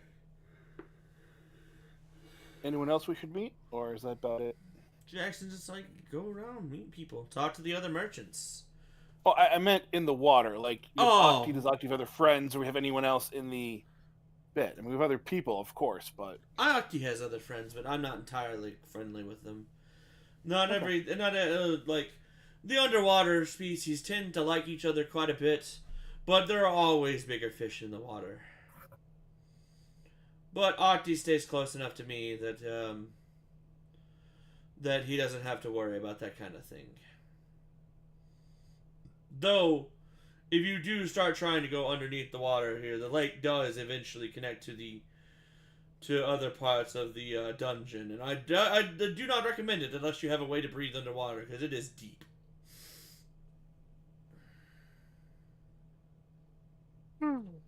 Sorry. But at this point, Jackson also chuckle. If you didn't find Octi, you could have also just... He points to the edges of the wall. You could have just walked along the edge to the other side. At that point in time, he points out little handhold grips that you would have missed if you weren't looking at them. It's like, don't always fret. You don't always need an item. Sometimes you can get around if you just pay attention and look around. Nice to know that there's multiple levels to a floor. and Marvin nods like he actually noticed there was another side to the lake, which he didn't really notice till now, because I really didn't even notice there was a pathway up there. Yeah. I explained it at the beginning. There's another pathway to the other side. You did. I just wasn't. I just attention. didn't see it. But how my thing was at. Yeah. I saw the other blank there. I'm like, oh yeah. Yeah, there's another pathway down over that way.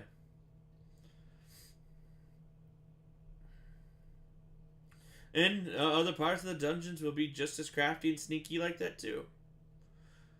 But if there's any kind of help you need or any kind of questions you have about a biome or anything like that, feel free to come back. However, I will have to charge from this point on. We understand. You got to make a living somehow. Exactly. If Come we're with everyone else. ever really stumped on something, we know who to come on to.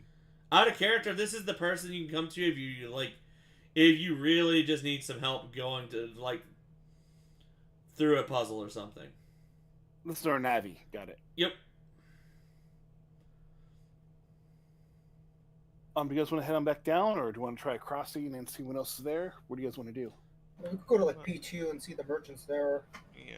We've only Sounds visited one of the merchants, so might as well go around to the others. Yeah. We also have, I think they said this floor doesn't change much, so we also can visit the other. 2-1 has some sleeping areas. We can try to do D 2-3 and 2-5 and 2-7, trying to, well, 5 is sleeping too. Try to explore more of the map, and so we actually have like a full idea of what's here.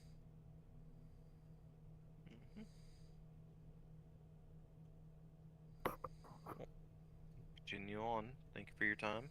Yeah. So what are you guys doing? Going to the other merchants? Yeah, gonna go around, see what the other merchants are about. Get used to them. All right. I'll go off and I'll throw the bottle. Try to see if he has like a recycling thing or something for the bottles there. Or Oh, if he not, I'll does. put it in my bag and take it. Okay. Yeah.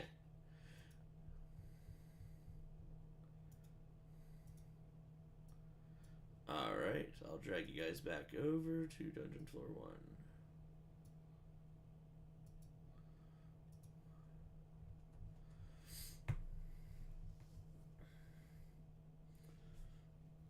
As you guys come back up, I'm gonna go ahead and say the two people that were here are no longer here, but the party is still sitting over here. Okay. As you guys come back up, Tora's like, did you guys have a good talk with Jackson? Yeah, I think so. Another enlightening thing. And she points to a pearl on her chest. I see you met Octi too. He actually enjoys the apples. What apples? There's a new orchard outside. Really now? Yeah, you could get these patented crapples if you want. She looks just like, may I buy one off of you? What's the going price for apples again? Like, what do we set the price to? You said a gold per apple. Yeah, a gold per apple. She nods. She flicks over a gold towards you. Whoever's carrying more can go ahead and give one up for that. Have at it. As you toss her the apple, she takes a bite. She's like, this is definitely sweeter than most apples I've had. And you're gone. How many mutations? I know a lot, but that's what makes them crapples. In a matter of seconds. At that point, she pops out a seed and looks at it. She's like, these are a strain from ages ago, it looks like. Huh. I wonder. Immediately she plants it into like a dirt pot herself, and she's like, I'm gonna take a look at this a little bit and see what I can do with it.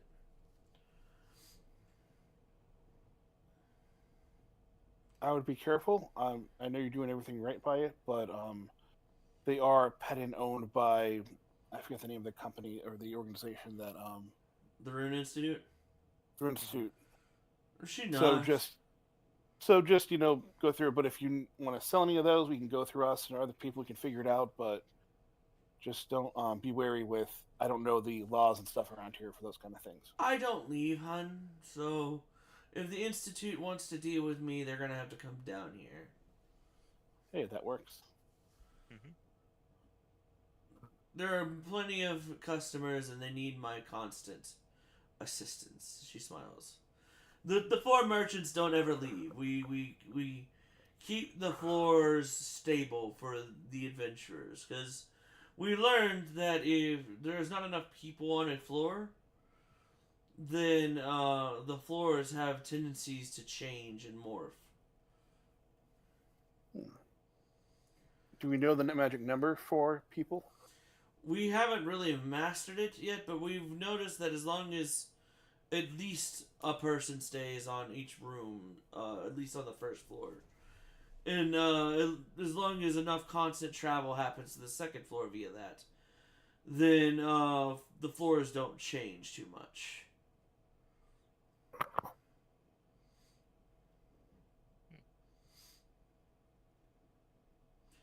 It also could just be that the dungeon likes our company, so they keep it the same. Sounds good. Well, we're going to continue on with our first little Are you jaunt heading? through this area. Are you heading towards one of the other the corner pathways? Or are you heading back up? Just circling around, going to visit the other merchants so we Oh. can meet everybody. Sure thing. I'll kind of I do want to kind of ask everyone else too, like, do we have like a name for our group instead of just like introducing ourselves with all of our names? Do we have like a group name we want to like be known as? No, I mean, we could like all go as a group and propose names. The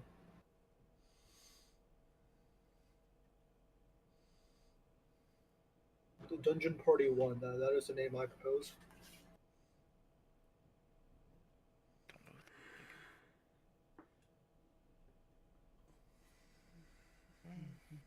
Not off the top of my head. We'll discuss that at a We'll future figure it date. out. We'll wait till everyone see we can figure it out. Dungeon Party 1 isn't too bad.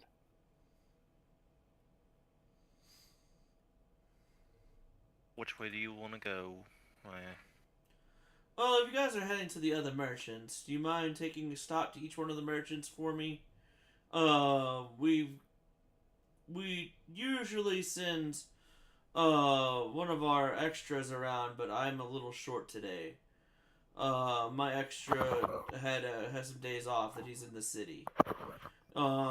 It's just she holds up what looks to be like 3 folders. It's just a simple report log to the other merchants in the on the floor about my sales and such. If you could deliver one to each one of the merchants on the floor, they'll each provide you with 5 gold for each one you turn in. Okay. I'll go over and pick them up. Much appreciated. I'd go do it myself, but I don't want to leave my wares unattended. Well, we'll go on our merry way here. Okay. I'm gonna go ahead and mark that down as a quest for you to do. Just remember to do it. Okay. This is a small quest. It's pretty much it's 15 gold. Nothing too expensive there. It'll be 5 gold apiece, so you'll all get 15 gold, just for fair sakes. I'm gonna go ahead and end it here. Just because I'm getting a little tired right now.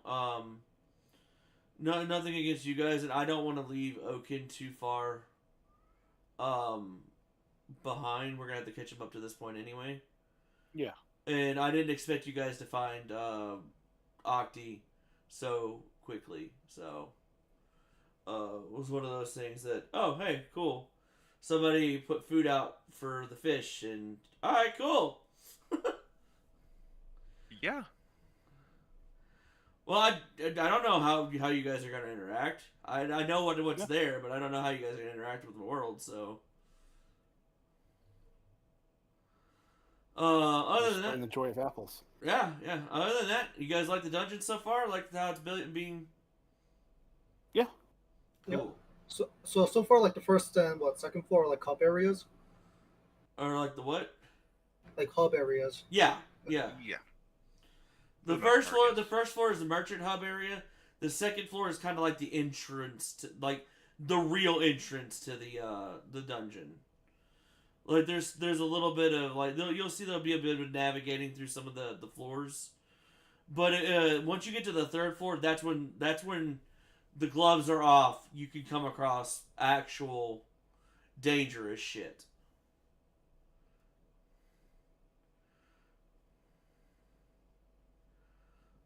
Okay. Yeah, I don't know if you're hearing explain the map, but so like when it says like D21, we're going down to the second floor. So now we're back up to the first floor. Yep. and the little thing on the U and the little center area by P1, P2, P3, and P4 below us, that's up to the entrance. Yep. So there's entrance, first floor, going down the second floor. So. And then there's the third floor after that you guys... If you guys would have went across the lake and went down, you would have went down to the third floor.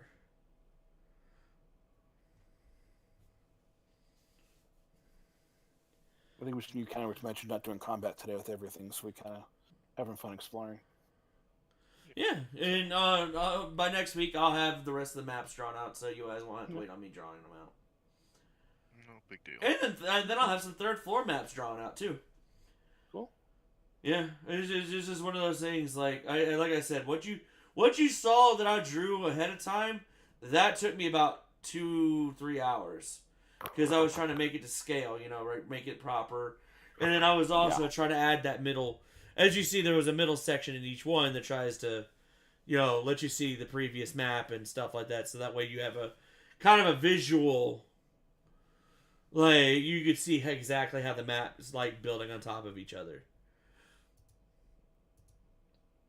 However, when we get to the floor 3, you will not have that. Because it's going to get chaotic after that. That's where I get to expand on the map I have. Yep. Isn't it a magical map that auto? No, you have to fill it out yourself. Like that lake room, you have to fill it out. Okay, well, take time to fill. I probably took time to fill it out while talking. Sure, I'll give it to you that time. Because you guys spend a lot of time in that room. And not to mention, it was pretty much very circular. But it was a lake, so... Yeah. Probably it's the kind easiest of a room. simple draw. It's like nothing real major. But like I said, you'll find other items that Octi had in the dungeon that'll make your traveling of the dungeon easier. Or more difficult, depending on what you do. Exactly, or more difficult. Because if you actually do have to go underwater, you definitely have to take that pearl off, because that pearl is not going to let you go underwater.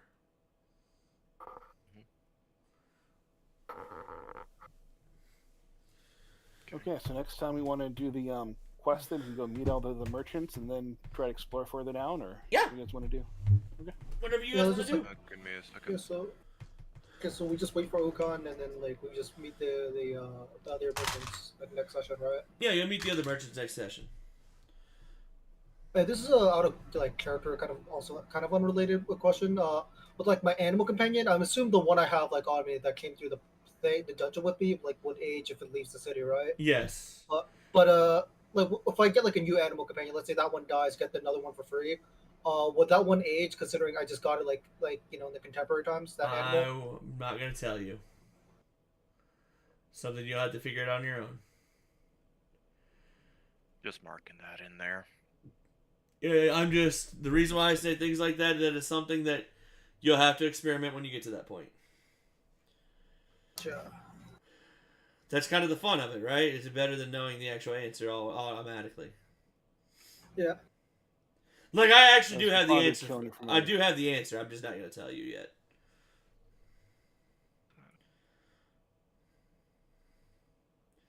Does anybody else have any questions about anything that happened tonight? Any other things that if you think of anything you want to ask Jackson by next session, just let me know. If something pops into your head or anything like that. If you want a hint or anything like that, for a small hint, it's 25 gold. For a medium hint, it's 50. For a large hint, it's 100. I am putting that into the Discord here. Mm-hmm. And if you want to trade hints, that is a applicable thing, as long as he doesn't know the hint that you're trading. He doesn't know everything, but you guys being the main party, you guys do know a couple things that he doesn't know. But you got to figure out what he doesn't know.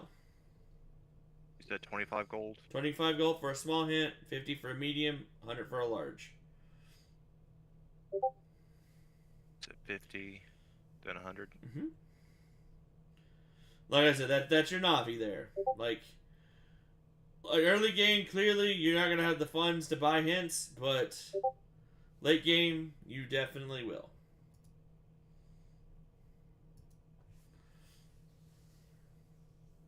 I do have an idea as a group. Once we get to second level spells, I can cast Detect Thoughts, and we can use that to try and get free hints out of them.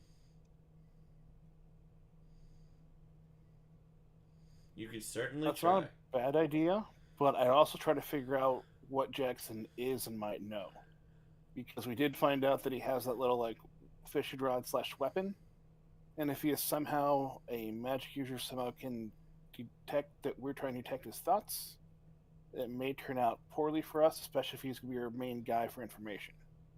Yeah. I'm not opposed to it, but just want to be careful if we do that. Yeah, he's probably Yeah, of might course. be a magic caster, considering he's a I seasoned mean, we can adventurer. always do Detect Magic and figure out what he's doing. And see if any of his like items or any of his stuff is magical. You Did know, you have Detect Magic active at the time when you walked in? I mean, Sark probably had it active if you didn't turn it off. Yeah, I had detect magic. It's a cantrip, so I would go ahead and tell you, Sark, yes, he almost everything in that room is magical, including Well, himself. figuring it- so yeah, he's most likely a magic caster. or has magical properties.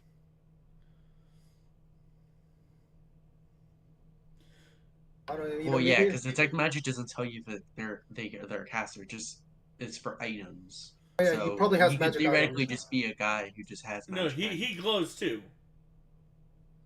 That means he's a magical creature. That's interesting. No, you will glow too. Everybody in the party except for Que and Dorgu will glow. They have So, magical like- properties in them. Like our magic casting is that kind of like magic blood or something, like Mhm. innately kind of. Okay. What about for like wizard characters? They don't innately know magic. Once they're able to cast magic, they will begin to glow. I'm Oh, assuming okay. T-Rex Hunter like aura thing, like once you know the net, you exude it or some shit, like something like that. Once you learn how to pull magic through your actual abilities, you then will begin to glow. So like basic sorcerers that just spawn probably doesn't have enough magic in them just yet, but give them a couple days and they'll probably start glowing. It just depends on the person particularly. But Que's character Marvin, who has no magical properties whatsoever, he can't cast spells even though he thinks he can. He does not show up as magic no matter how much he wants to. But he doesn't know that. We just put something magic on him, then he could show up as magic. But now the pearl will show up as magic while you're down here. Yeah. My magic is showing up as not having magic. I'm that magical that I'm beyond being seen as magical. But like, if you try to like discern what kind of magic, a spellcaster is, that's where things start getting a little difficult. You might just get the universal proc. Just depends. Or if you're a wizard that specializes entirely in, I would say if you have 90% evocation magic, you probably will proc as evocation. It just depends. Wait, so does detect magic in this world kind of like differentiate between like what type of magic, so like divine magic Yeah. and like arcane? Okay. Oh well, no, it can, but it differentiates between schools. Oh, I see. That's actually in the Detect Magic subscription. Nice to know. Detect Magic. For as long the presence or absence of first round, mind you, it's a 60-foot cone. Presence or absence of magical auras. Number 2, number of different magical auras and the power of the most potent aura. Third round, the strength and location of each aura. If the item or creatures bearing the auras are in line of sight, you can make a spellcraft to determine the school of magic involved in each. Mind you, it says if the item or creature bearing the aura. So you also provide auras. You make a check per spell level and a bunch of other things. Magical areas, types of magical, conceal weaker auras, stronger ones. An aura's power depends on the spell's functioning level or an item's caster level. If an aura falls into more category, detect magic dictates the stronger of the two. Lingering auras, if an aura was eventually there, that kind of thing, like that.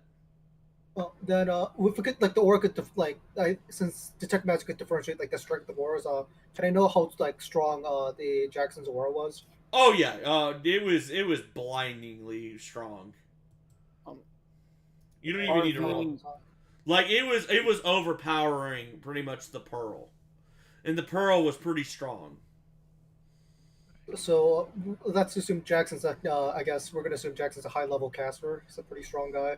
I mean, he's also very old, so it makes sense. the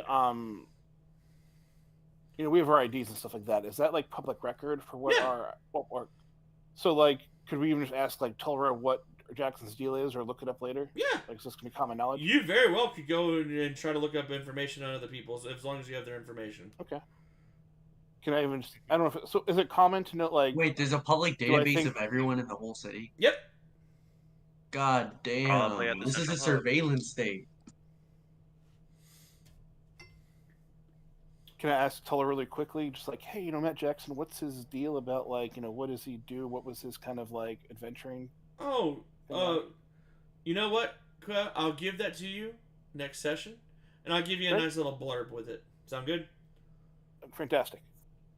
Anyways, I'm Put that gonna put go that in the put that in the Dungeon City information that you're asking that, so don't forget. Okay. I'm going to go ahead and bow out. I'm starting to. Yeah, I also know that you Austin normally goes to bed in about an hour or so, so that's why I also wanted to wrap up.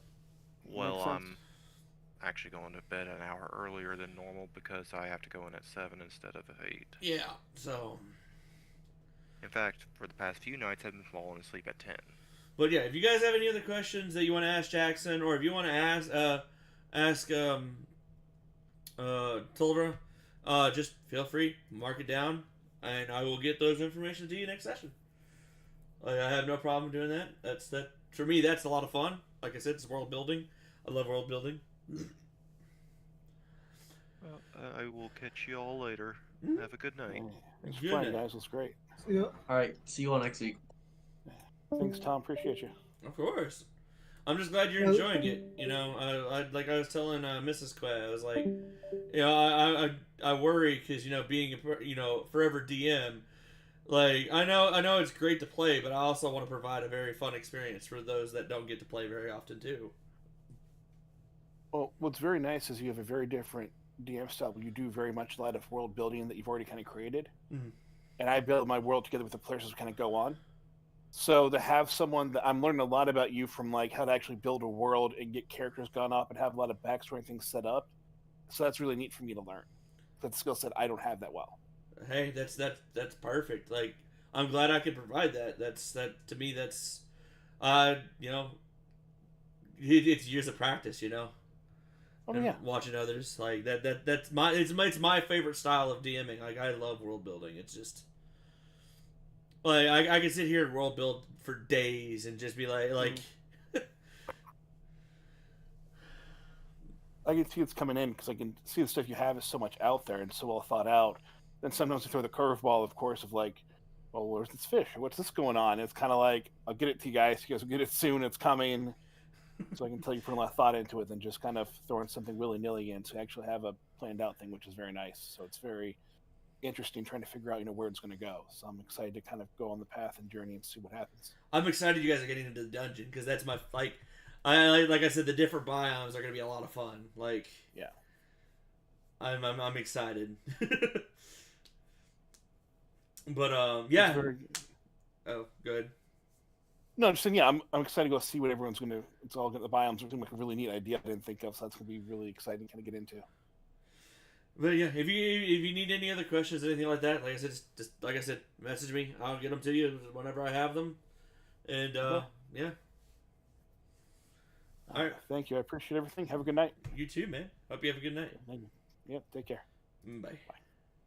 All right, y'all. I don't know how many people are still here, who's still vibing. and stuff like that. I see a splicey in here. Holy shit. It's just spicy. Probably lurking. But I love you guys' faces. I don't have enough people to throw to anybody else. I don't want to raid people with just 2 people. That's to me that's I feel like that's just kind of getting, praised for not a lot. I hope you guys have a good night. I'll see you guys tomorrow. And anything else you wanna, all that good stuff. Yeah. Love your faces, and see you guys tomorrow.